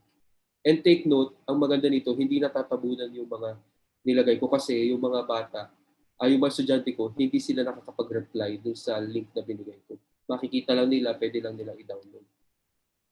And also, encrypted siya, kaya hindi siya ma-open kahit saan. Doon lang sa mismong phone at sa mismong link. Telegram messaging. Pwede ka maglagay ng announcement doon, mga pictures na hindi na kailangan ilagay sa social media. Specific lang siya doon sa group. At makikita mo kung sino yung mga subscribers ng channel na yun or nung chat na yun, yung chat box na yun. Ayun po. Okay, thank you, sir. Okay, another question from Ma'am Sheila. Sir, paano po kaya maiiwasan ang cheating sa online o pagsasagot ng magulang sa mga classworks? Ito po yung suggestion ko diyan. Salamat sa na brought out yung question na. Magkaroon tayo ng honor code. Before the start of class, let the parents know, the students know na all their actions will have consequences. Para siyang pledge na tinatawag na kasi doon sa inattendan ko sa TESOL sa Arizona, meron kaming honor code doon kasi magsasubmit kami ng mga lesson plan, mga video recording namin. na yung mga content namin, sariling gawa namin, na once na may mag-report na plagiarized yung gawa namin, mababan yung account ko, hindi ako makakuha ng professional certificate ko. Ano siya, tinatawag nating honor code. Also, iwasan natin kung hanggat maaari, kasi hindi naman natin maiiwasan yan, yung mga yung Googleable na tinatawag, yung pwedeng i-Google na sagot, iwasan natin na magbigay ng pwedeng i-Google na sagot. Saka kung gagamit kayo ng mga online apps para mas mabilis, lagyan natin ng timer para mas maiwasan yung paggamit ng pag-search ng mga sa search engine. Ayun. Kasi nga pag mahaba yung time, pag open time, may time pa siya mag-Google. Kaya nga yung sa quizzes app, nagagandahan ako doon kasi doon mo makikita yung number of seconds that the student answered that specific question. Kung ilang segundo ba. Makikita mo kung gaano katagal nila sinagutan doon sa mga feedback. Yun, may iwasan din natin yun sa cheating doon. Pero I suggest na yung honor code talaga na i-formulate natin as a school or as a district para i-inform yung mga magulang na each thing na mag-go against do sa honor code, mayroong specific consequences. Okay, thank you, sir. Another appreciation post from Sir Romel de los Santos. Really worth watching over and over again. Thank you to all the speakers. Thank you, Sir Romel. Some more questions, teachers? We shall have to begin our closing program at 10:10. Oh, that's it, 10:10.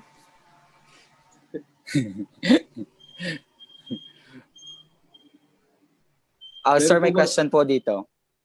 Kay Sir Dulia.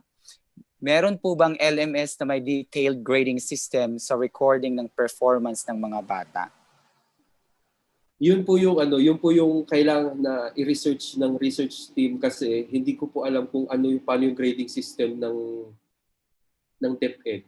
Hindi ko po I never been to DepEd. So kailangan ng DepEd yan kung kailangan gumawa ng agreement sa mga developers para sila mismo yung magde-develop na isusut sa grading system. I tell you, once na mayroon tayong LMS na ganyan, mga teachers, isang malaking tinik ang matatanggal sa dibdib ninyo kung mayroong ganyang LMS na makapag-cater sa specific needs ng DepEd. Kasi ako dito, simple lang kami dito averaging lang yung namin kasi technical skills kami.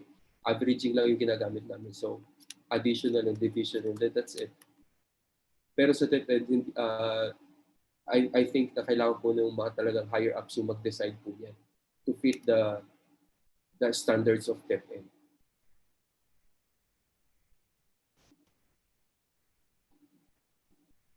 Anong app yung may time ulit, sir? Quizzes app. Quizzes app and then Kahoot. Itatype ko na lang sa chat box. Quizzes app and then Kahoot. Yung Kahoot po, actually, before the pandemic, yung Kahoot, free siya actually. Ginagamit ko siya since 2016. Tapos biglang nung nag-COVID nga, biglang nagkaroon na ng subscription. Nakakainis. So, free siya dati pati yung quizzes app. 100% free siya. Ngayon, nagkaroon na ng mga subscription dahil nga, syempre, naging in-demand na siya. So, money-making din nila app. Pero pwede nyo pa rin gamitin. Sir, question from Ma'am Salvi po. Good day, sir. Mahirap po kaya gamitin ang Moodle sa classroom kasi po sa laptop, na-try ko, carry po, ano po kaya magpagkakaiba sa CP at PC? Salamat po. Sa CP, sa mobile phone kasi, depende kung paano nyo i-customize. Nasaan na yan, nandun sa mga nandun yan sa mga IT natin kung paano nila i-customize. So makikita ng mga bata sa mobile phone nila. Kagaya sabi ko, highly customizable yung yung Moodle. So yung mga IT staff natin, sila yung makakakontrol niyan or tayo mga teachers, gagawa tayo ng suggestions kung ano yung gusto nating makita ng mga estudyante doon sa mobile phone nila. Pwede, possible pong gawin yan sa Moodle. Pero kung ilalagak nyo na, ito na yung Moodle, talagang malilito po sila. Mas maganda kung yung mga trained staff natin sa Moodle, sila yung de-develop kung ano yung gusto natin makita sa mga cellphone. Okay, sir, thank you. Here's an appreciation post from one of the best teachers of Tagumpay Elementary School, Ma'am Annalisa Flores, taking notes of the tips given by Sir Jay. Thank you for unselfishly sharing everything you know to us, sir. Thank you. My pleasure. Another appreciation post from Ma'am Marilyn Lorica. Thank you, speakers, for all the learnings. One of the best webinar. Kudos to all. Thank you, Ma'am Merlin. Ito, may question dito, sir. Sa synchronous teaching po, ano pong maganda gamitin? Zoom po ba or Google Meet? Oh, nga. Ang ginagamit, sa Zoom kasi, kung mayroon kang licensed account, maganda gamitin ang Zoom, syempre. Pero kung wala naman, gamitin natin yung Google Meet kasi I guess nakasubscribe sa G Suite ang DepEd. So yun na lang gamitin natin. May unlimited time pa tayo. Kung yung Zoom kasi, ano siya, license based siya. So kung free account lang tayo, limited to 40 minutes lang yung pwede nating gamitin sa Zoom.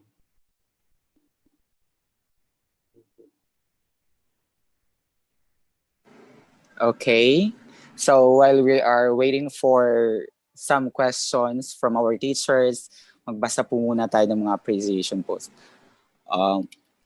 From Ma'am Maria Teresa Cruz, Mamita, thank you very much to all the speakers. Okay, thank you, ma'am. Appreciation post from Ma'am Jeneline Ngo. Indeed, one of the best webinar sessions. I always look forward to wake up early this week para po makapanood ng mga webinars natin. Thank you, Program Management Team. Thank you, Ma'am Ngo. From Ma'am Maria Atienza, thank you for the fruitful discussion, Sir Jay. My pleasure. Okay, it's already 10:05, and as I've said a while ago, we are going to start our closing program at 10:10. Maybe, sir, you could share pa more about your expertise or some final words habang naghihintay pa po tayo ng tanong. Pag halimbawa po gumamit ng Google Docs spreadsheet, okay lang po yun na wala silang naka-install na mismo Office app, right? Opo, maganda po yung Google Docs. Ang concern ko po diyan as a student, as a learner, kung mayroon silang cellphone na maliit or tablet, napakahirap po mag-type sa cellphone. Sobrang hirap po talaga mag-type sa cellphone. Kung ang mga estudyante na, it will be a burden to them. Isipin po natin na kung magpapa-essay tayo sa kanila, tapos ang meron lang sa 1,000 words, ang meron lang sa kanila cellphone. Isipin niyo na lang po kung gaano kahirap. O kayo, tanungin ko po, gawa kayo ng essay, sabihin niyo sa akin, gamit yung mobile phone ninyo. Gaano kahirap mag-type niyan? Isipin na lang natin yung sitwasyon ng mga bata. Okay siya, maganda siya kung yung spreadsheets, kasi nga shareable to yung mga Google apps na to shareable siya. Very convenient niya actually for collaboration. Kung meron tayong laptops or desktop computers. Pero kung nasa mobile phone, it could be done. Yeah, it's true, it could be done, pero mahirap na lang. Okay, sir, thank you. Appreciation post from Ma'am Jocelyn Barachina. Thank you so much po, sir. We always learn from you. I would like to share... okay, thank you. Oh, sige, sir. Go on. Go on, sir. I would like to share also my experience as teacher. Okay, kasi we've been talking about our students. I want to talk now as a teacher. So, as a teacher, kagaya lagi ko sinasabi, make your presence there. Huwag po kayo mag-MIA. Huwag po tayo mag-MIA sa mga bata. Okay? Hanggat maaari, lagi po tayo nandyan. Pero, nagko-contradict na siya sa sinasabi ko na i-limit yung communication. Right? Yun yung mga communication contacts nyo. I-limit nyo sa mga bata. Pero yung presence ninyo, make your presence always available sa mga bata. Dahil nga, ang mga bata ngayon, mas nagiging engaged sila pag nakikita nila yung kanilang sinusundan. Kaya tingnan mo, ang daming ngayong mga bata na mas sinusundan nila yung mga vloggers, yung mga influencers, dahil lagi nila nakikita. So let's take the role of like that, being influencer in our own way, para makita para makita nila yung presence nila, para sundin nila tayo. Sasabihin niya, oh, tinan yung teacher, lagi nandito sa atin. Pero wag naman yung to the extent na mabubugnot sila sa inyo kasi utos lang kayo ng utos. Wag ganun. Ang gawin natin, parang ano lang, let's lower our walls sa mga bata in terms of teaching. Dahil mas ang online learning, especially sa basic ed, mas maganda po it's more personalized. Unlike doon sa ginagawa nga namin nasa higher ed kami na it's not a requirement na yung mga professors namin makikita namin kasi matatanda naman na kami. So it's not a requirement, but for us or for you na nasa basic ed, mas maganda kung nakikita nila yung presence ninyo. Not just in synchronous discussion. No, mas maganda kung may mga recorded din tayo kahit paano. And then the feedback, ayun nga, maganda rin talaga na yung feedback ninyo more on a personalized level. Iwasan natin yung paggamit ng high levels of words o ng mga Filipino. Kahit ako pag nagbabasa ako ng Filipino words, nahihirapan din ako intindihin. Mas maganda yung nasa personal level ng mga bata kung saan maintindihan nila. And the additional thing is, once magbibigay tayo ng feedback, lalo na sa online, tandaan nyo, recorded po yung mga written feedback ninyo. So mas maganda, 60-40 yung pagbigay natin ng feedback. 60-40 means 60 yung maganda, tapos yung for improvement, 40. Kahit wala na tayong mapiga doon sa mga output nila na maganda, pilitin pa rin natin magbigay ng maganda. Tandaan po natin na mga estudyante ngayon, very sensitive. Unlike nung panahon natin na kahit anong sabihin sa atin, matitibay yung dibdib natin. Pero ngayon, they're very sensitive.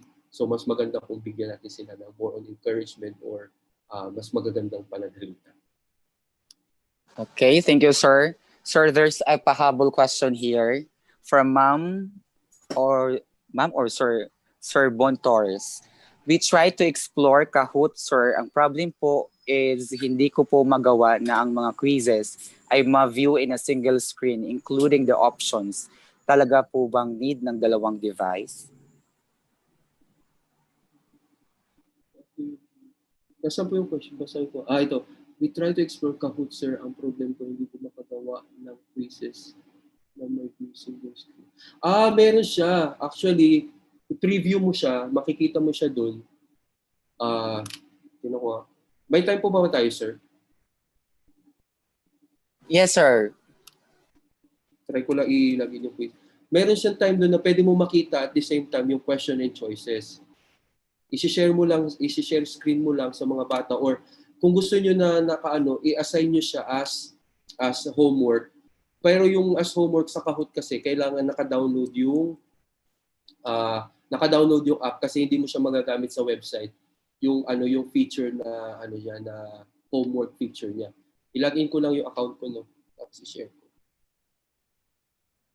Mas maganda kasi siya kung homework kasi kung live session yung Kahoot, tapos mabagal yung internet natin. Naku, kawawa naman yung mga bata.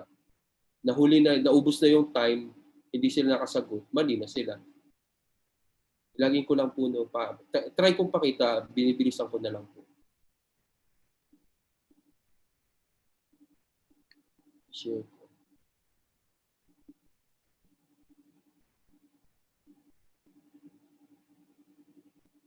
Teka na. Saan ko yung Zoom? Share screen. Okay, here. So itong Kahoot na to, dati libre naman to. Ngayon, ito yung practice test ko. Nakikita na po ba, sir, sa screen? Yes, sir. So ito, I have 40 questions. Okay? Ito siya, either na i-assign mo siya for self-paced learning sa mga bata, pero it requires the app to be downloaded on their mobile phone para kahit sa kanilang cellphone, makita nila yung mga tanong. Ito yun. Ito kasing teach, ang makikita lang ng mga bata sa cellphone nila, yung mga choices, yung mga kulay. Pero dito sa self-paced learning, makikita rin nila yung question. From the word self-paced, mayroon silang time to answer. Ayun po. Pero if you want synchronous, pwede nyo naman siyang i-preview. Nasa ba yung preview nito? Ayan o, pwede nyo siyang i-click sa preview para makikita rin ng makikita mo rin. Ayan. The same thing, yung code, mayroon kang mobile interface. Mayroon kang mobile interface na makikita sa monitor mo. Tapos, makapabat ang bago ng internet. Mabagal yung internet mo. Ayan, makikita mo yung mobile interface, saka makikita mo rin yung control as teacher. Ayan, mayroon din siyang team mode. Yun yung kapag naka-preview lang. Naka-preview siya. Pero makapaglaro ka din yan. Makapaglaro din kayo. Pwede ka rin mag-join as a teacher.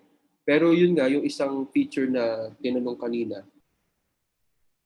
pwede nyo siyang igawa para makita ng mga bata yung question sa mismong phone nila. Pero dapat naka-download yung app. Ayun po.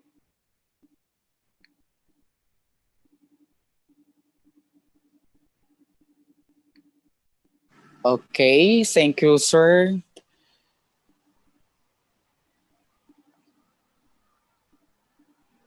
I guess there were no questions, sir.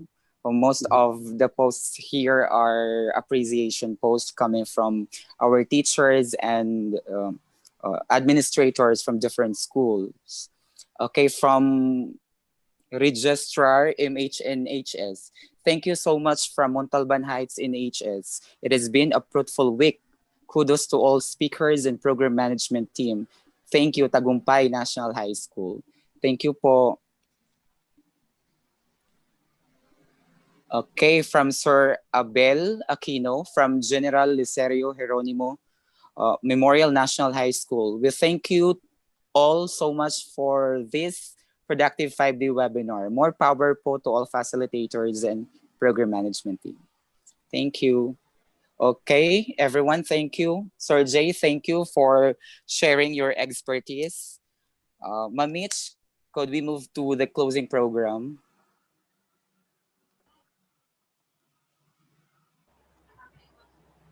Sige, sir.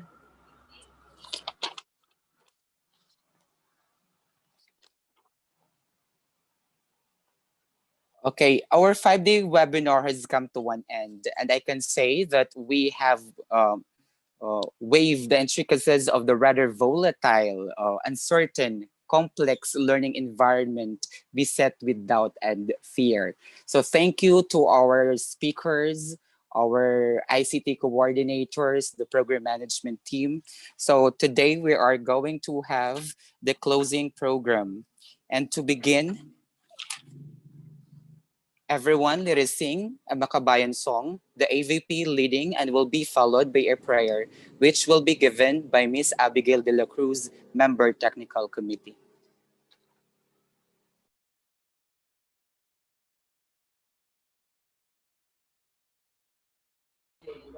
Ma'am Trish, pa-project po.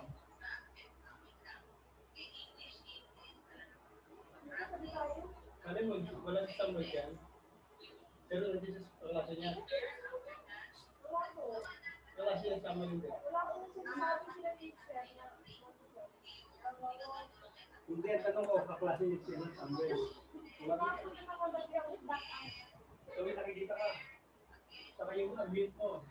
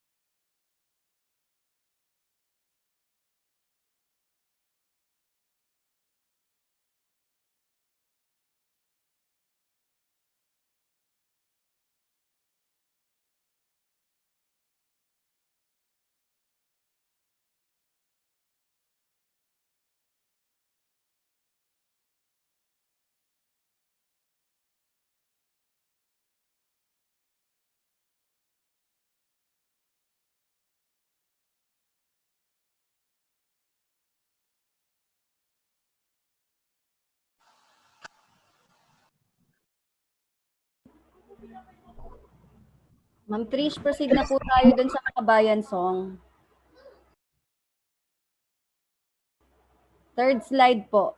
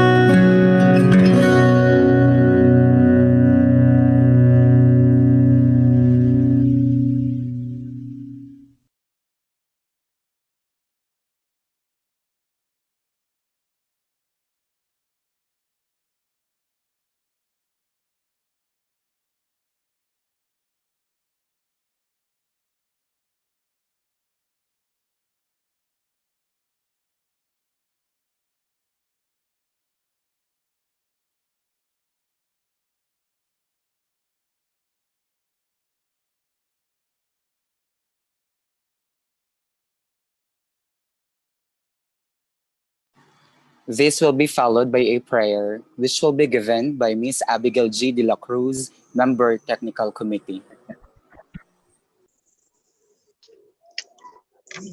Lord, thank you for the gained knowledge that we have acquired for this week. Thank you for making this webinar successful. Grant us, O Lord, the wisdom that we are not only doing this for the sake of our profession, hence, We are doing this for our hopeful learners.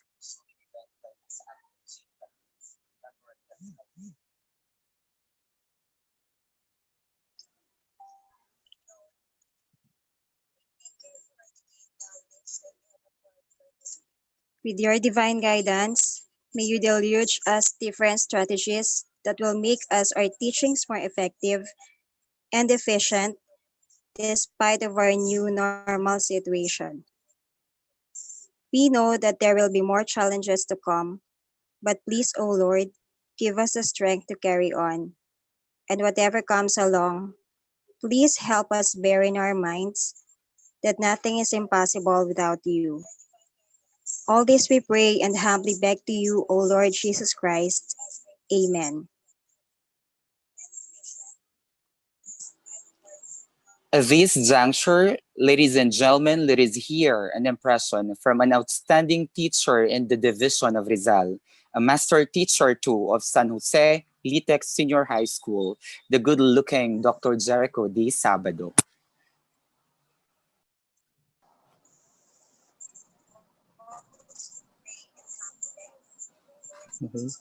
Nakikita po ba ako? Hello po. Yes, sir. Yes. Okay, hindi ko.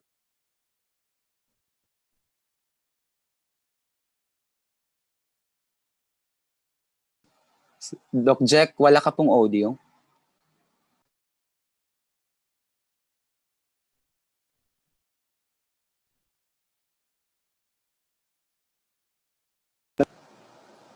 Sir, okay na?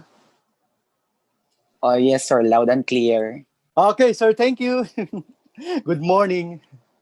It is a privilege to give an impression about this 5-day district webinar on LMS, wherein the topics are the Creeper School, presented to us by our national level champion on ICT, Teaching and Learning Innovations, our Gawad Kampilan, Best ICT Coordinator, Ma'am Mitch Medina. Hub Human Portal, introduced to us by our Big Daddy, ICT expert, Sir Jason Gayuma. Microsoft Teams, featured by our Microsoft Education Ambassador, Sir Alan Agban. Google Classroom, presented by our Mr. Cutie Pie of Montalban, Sir JP Angeles. And on our last day today, the role of LMS in learning and teaching, discussed to us by our import resources speaker via Saudi Arabia, Sir Jason Nunez. A virtual clap to our dynamic, skilled, high-caliber speakers. Thank you, sir and ma'am, for sharing your expertise unselfishly. It was really an effective learning experience on our part, that though we did the class online, we were able to hone our skills through hands-on learning. Learning such skills on using these platforms is very challenging, but through the lectures of our expert speakers, we were able to grasp the knowledge and skills effectively. I was amazed with the speakers who have patiently taught us the what's and the hows of Creeper School, Hub Human, Microsoft Teams, Google Classroom, and the role of LMS in teaching and learning. The icons and features used in every platform were thoroughly shared by the speakers. I would indeed say that the learning that we have known from this training is very important and would be of great help to us, teachers like us who will teach with the new normal class setting. Every session of this seminar was fruitful and productive. That is, has regained the passion and the eagerness that have been temporarily lost due to the pandemic. Now, with overflowing confidence, I can say that we are ready to conquer the world of distance learning using LMS, Learning Management System, using the skills that we have learned.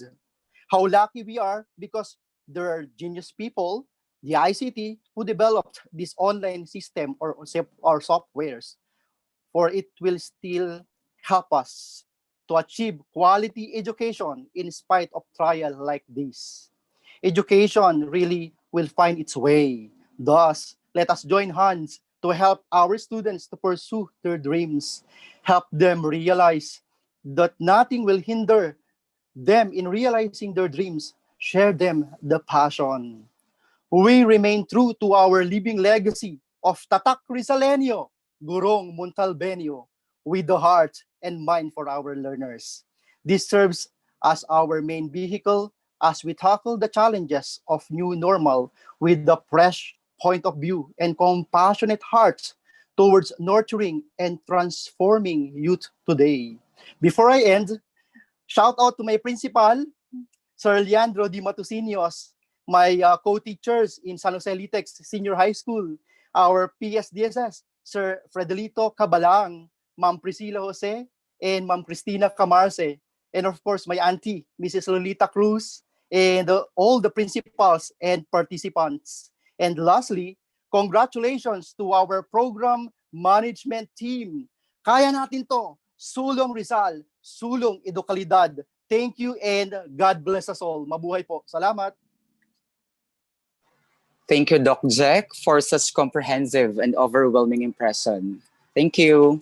At this point in time, ladies and gentlemen, let us hear the challenge to our participants by the masterful Lady Captain of Tagumpay National High School, our dearest principal, Mrs. Susana J. Sacatrapos.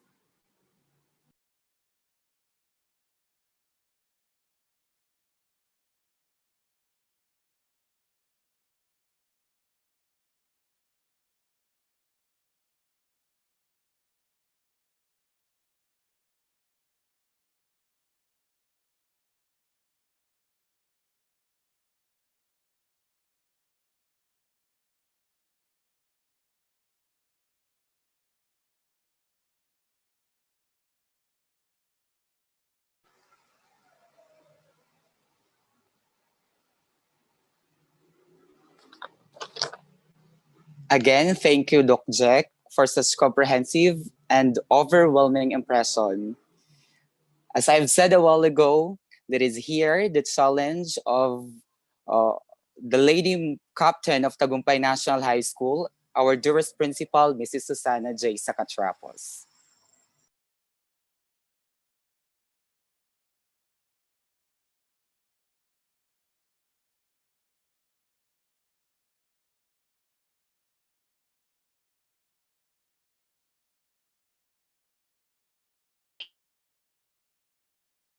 Yan, hindi ko siya ma-project.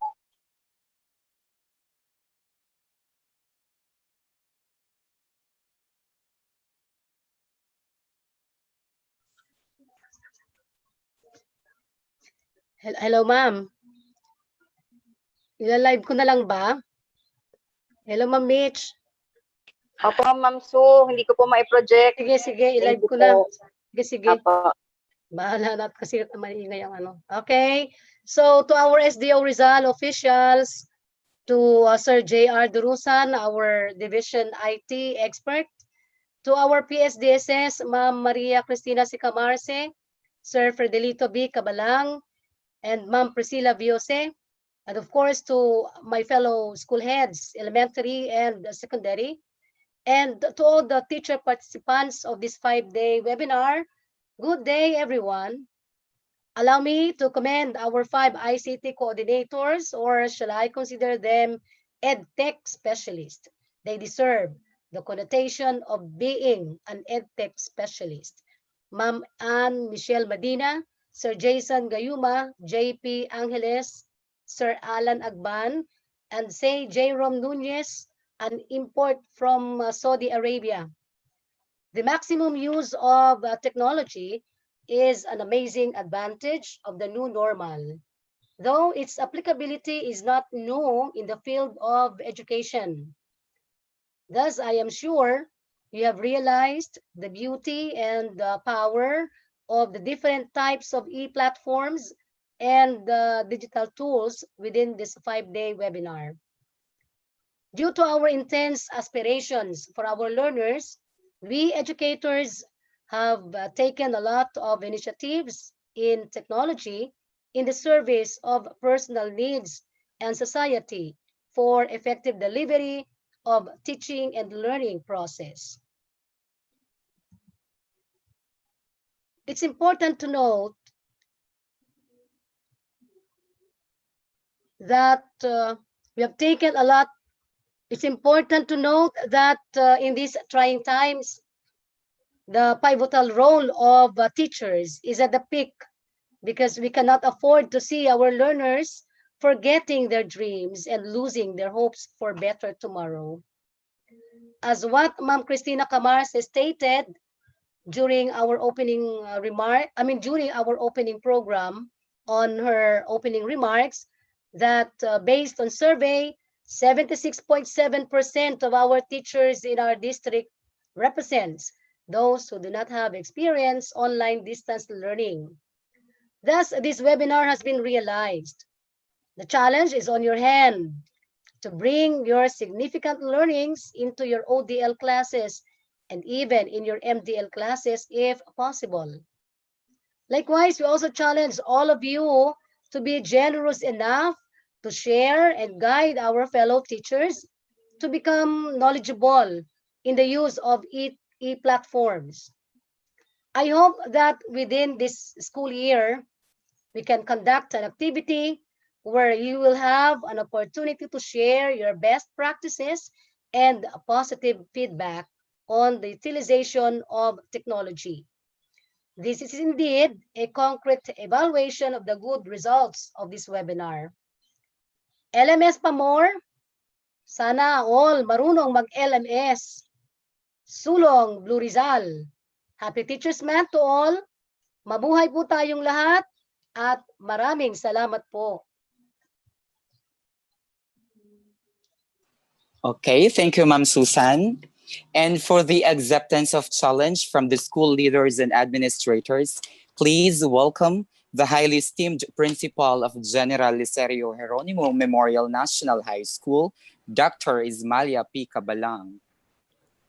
Thank you so much, sir. Mula sa kampo ng General, Ismalia Cabalang po. First, forever grateful to the generous people behind this endeavor, Miss Michelle, Sir Alan, Sir JP, Sir Gayuma, and our invited speaker, Sir Jay. We couldn't thank you enough for all the skills and knowledge you have shared to all of us. Only our fervent prayer to God that you will be rewarded more and be blessed more in exchange for all your efforts to us. Thanks to our SDO and PSDSS for heading this spearheading inputs to improve our teachers' craft. On behalf of the 45 school heads of Montalban, from elementary to senior high school, we bravely yet humbly accept the challenge with the promise that we will help all our teachers under our care and further multiplies these inputs so that your dreams will not be in vain. Salamat po ng madaming PMT. God bless and mabuhay. Thank you, ma'am. And to accept the challenge on the part of the teachers, please welcome the master teacher of ERES, Ma'am Andrea Pinga Angeles. Hello, good morning, everyone. Somebody said that whatever challenge is in front of you, face it and commit to conquer it. Napasalamatan na po ang lahat ng mga ICT experts ng Montalban at nakapagbigay na po ng acceptance ng challenge ang aming mga school heads. In behalf of all the teachers here in Rodriguez, Rizal, we are accepting the challenge. The moment that we have sworn to become teachers and we were accepted in DepEd, we have accepted all the challenges, but this one is a new kind of thing. Sabi nga, this is the new normal. Still, we are doing our best to become better than the old normal. So, in behalf of all the teachers, siguro sa lahat na sa buong Pilipinas, sa lahat na ng mga public schools and private schools, sama na natin sila. All of us are accepting the challenge. This is a bit difficult, but our school heads, our ICT teams are helping us out. Kaya natin to. Lalaban tayo. Walang aatras. And I would like to thank my principal. Ayan, shout out sa aking principal, Ma'am Rosita S. Rivera of ERES. Pati na rin po sa mga guro ng ERES. Kaya natin to, guys. And that is the only thing that I can do to serve my purpose as a teacher. Tanggapin lahat ng challenge, mahirap man o madali. Thank you so much. Congrats to our MC. That's all. Thank you, Sir Giray. Thank you, Ma'am Anding, for accepting the challenge. At this juncture, ladies and gentlemen, let us move to the awarding of certificates and the closing remarks by a highly competent, empowered, and a strong pillar of Rodriguez District. Our Sir Giray? Hello, ma'am. Oo. Meron pa po tayong acceptance of challenge si Sir Abel po sa high school level naman po. Okay. So, Sir Abel Aquino of Geronimo. let us listen to another acceptance of challenge from Mr. Abel Aquino, Leserio Media and Creative Group Team Leader. Sir Abel, take it away. Magandang umaga po sa lahat ng mga kaguruan ng District of Rodriguez, sa lahat po ng mga PSDS. Salamat po sa mga mula po sa Division of Rizal, sa ating SDS, at sa lahat po ng mga facilitators at program management team ng district webinar na ito about Paper School, Microsoft Teams, HubHuman, Google Classroom, and the different learnings na natutunan namin regarding sa learning management system. Napakalaking tulong po ng district webinar na ito para sa aming mga teachers. Kaya naman, mula po sa lahat, in behalf of the secondary school teachers of District of Rodriguez, ay malugod ko pong ina-accept ang challenge, tinatanggap ang challenge na ito bilang isang guro. Sabi nga nila, if someone challenges you, be consistent and persistent to do it with a smile. Masaya po nating tinatanggap ang challenge na ito bilang mga guro. Bagamat alam natin na magiging mahirap ito para sa atin, maging para sa mga estudyante, alam naman natin that teachers' decision may affect the lives of students in many ways. Kaya bagamat trial and error man ang ating magiging sistema, magkakaroon man tayo ng mga difficulties, sa ating mga pagtutulungan ay makakayanan po natin ang lahat. And for that, I am accepting the challenge as a secondary school teacher. And I know all of the secondary school teachers and all the teachers in District of Rodriguez is very ready na po sa ating new normal education. Yan. Samantalahin ko na rin po yung pagkakataon na ito para batiin po ang aming mabutihing principal, Miss Ismalia Cabalang, at ang lahat po ng mga kaguruan sa General Leserio Geronimo Memorial National High School. Maraming salamat po sa lahat ng bumubuo ng 5-day productive district webinar na ito. Maraming salamat po.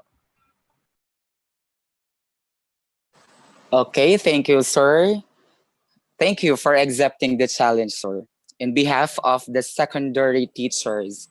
And now let's move to the awarding of certificates and the closing remarks, but by a highly competent, empowered, and a strong pillar public schools district supervisor of Rodriguez District, no less than Ma'am Priscilla V. Jose.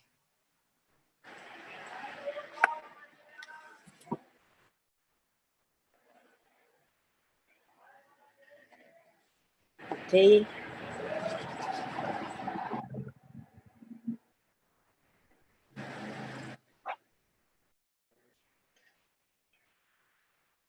Sir, thank you. Thank you so much for your introduction.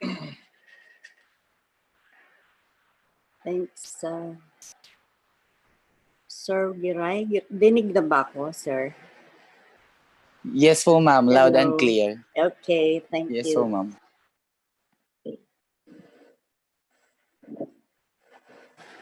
So much thanks to all and to our superb MC for the whole duration of our 5-day productive Rodriguez Sub-Office webinar on online distance learning for teachers, which was started since last September 7.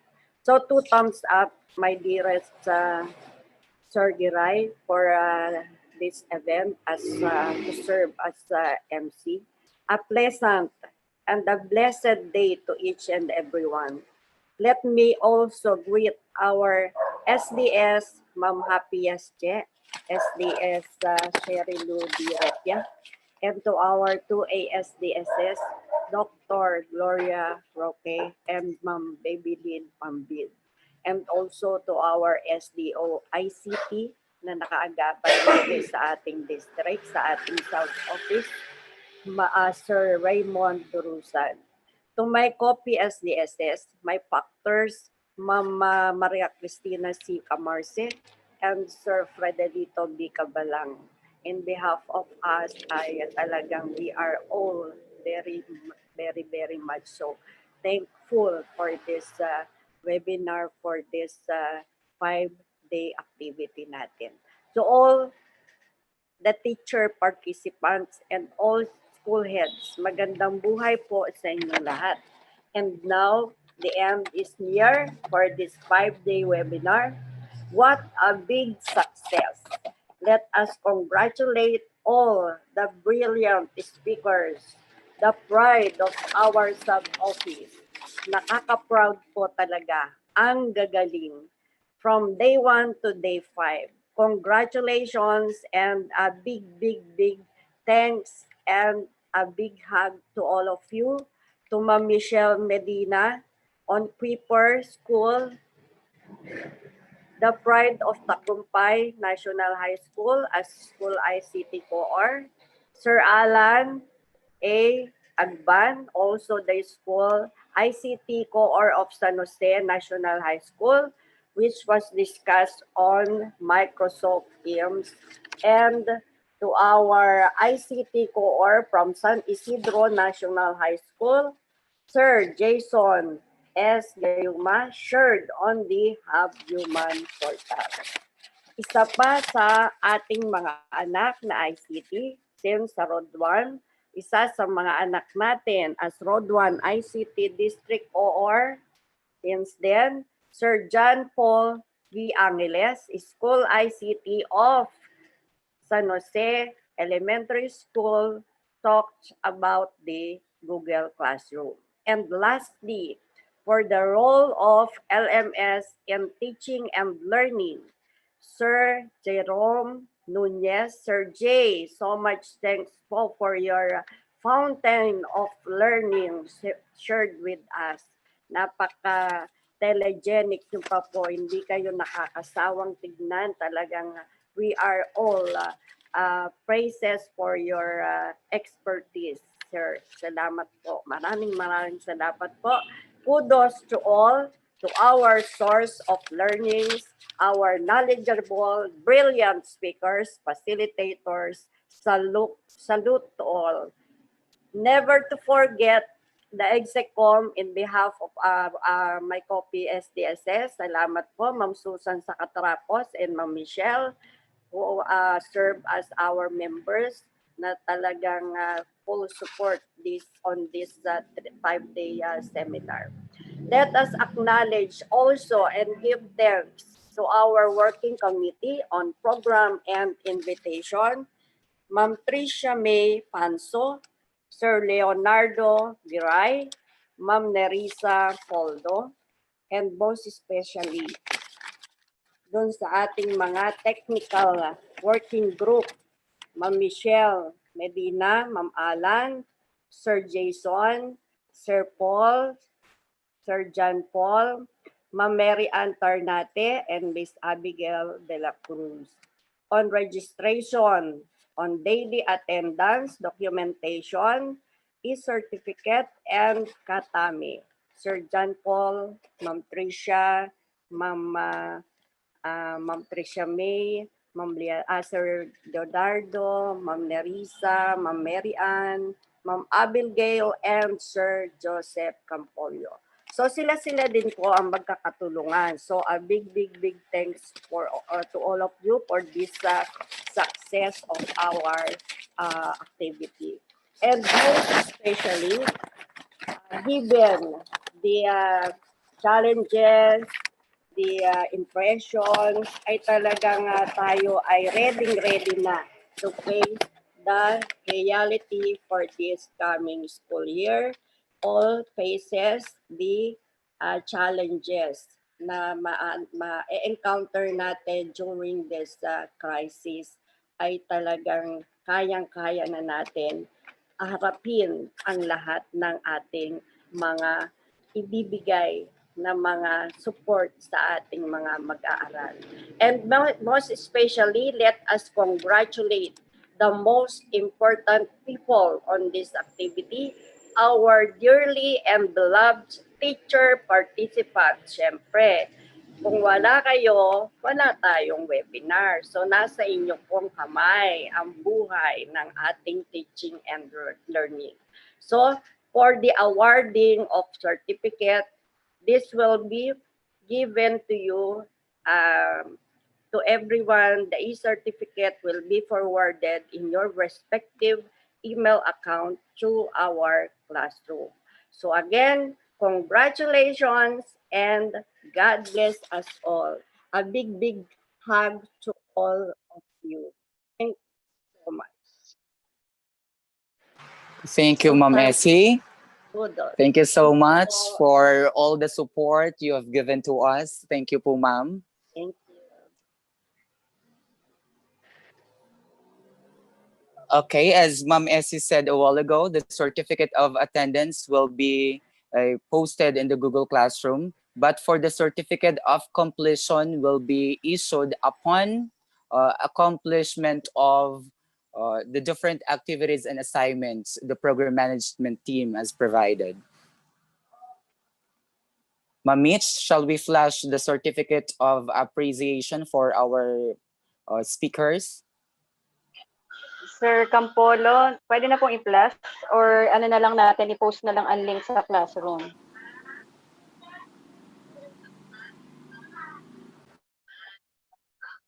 Ayan, wala si Sir Campolo sa loob, sir. Siguro sa loob na lang po ng classroom natin ipopost. Okay po. Okay, thank you. So, I guess that concludes the 5-day webinar on learning management system. In closing, because of this webinar, I can say that we're brave the new normal and move forward. Indeed, the new normal shall be survived.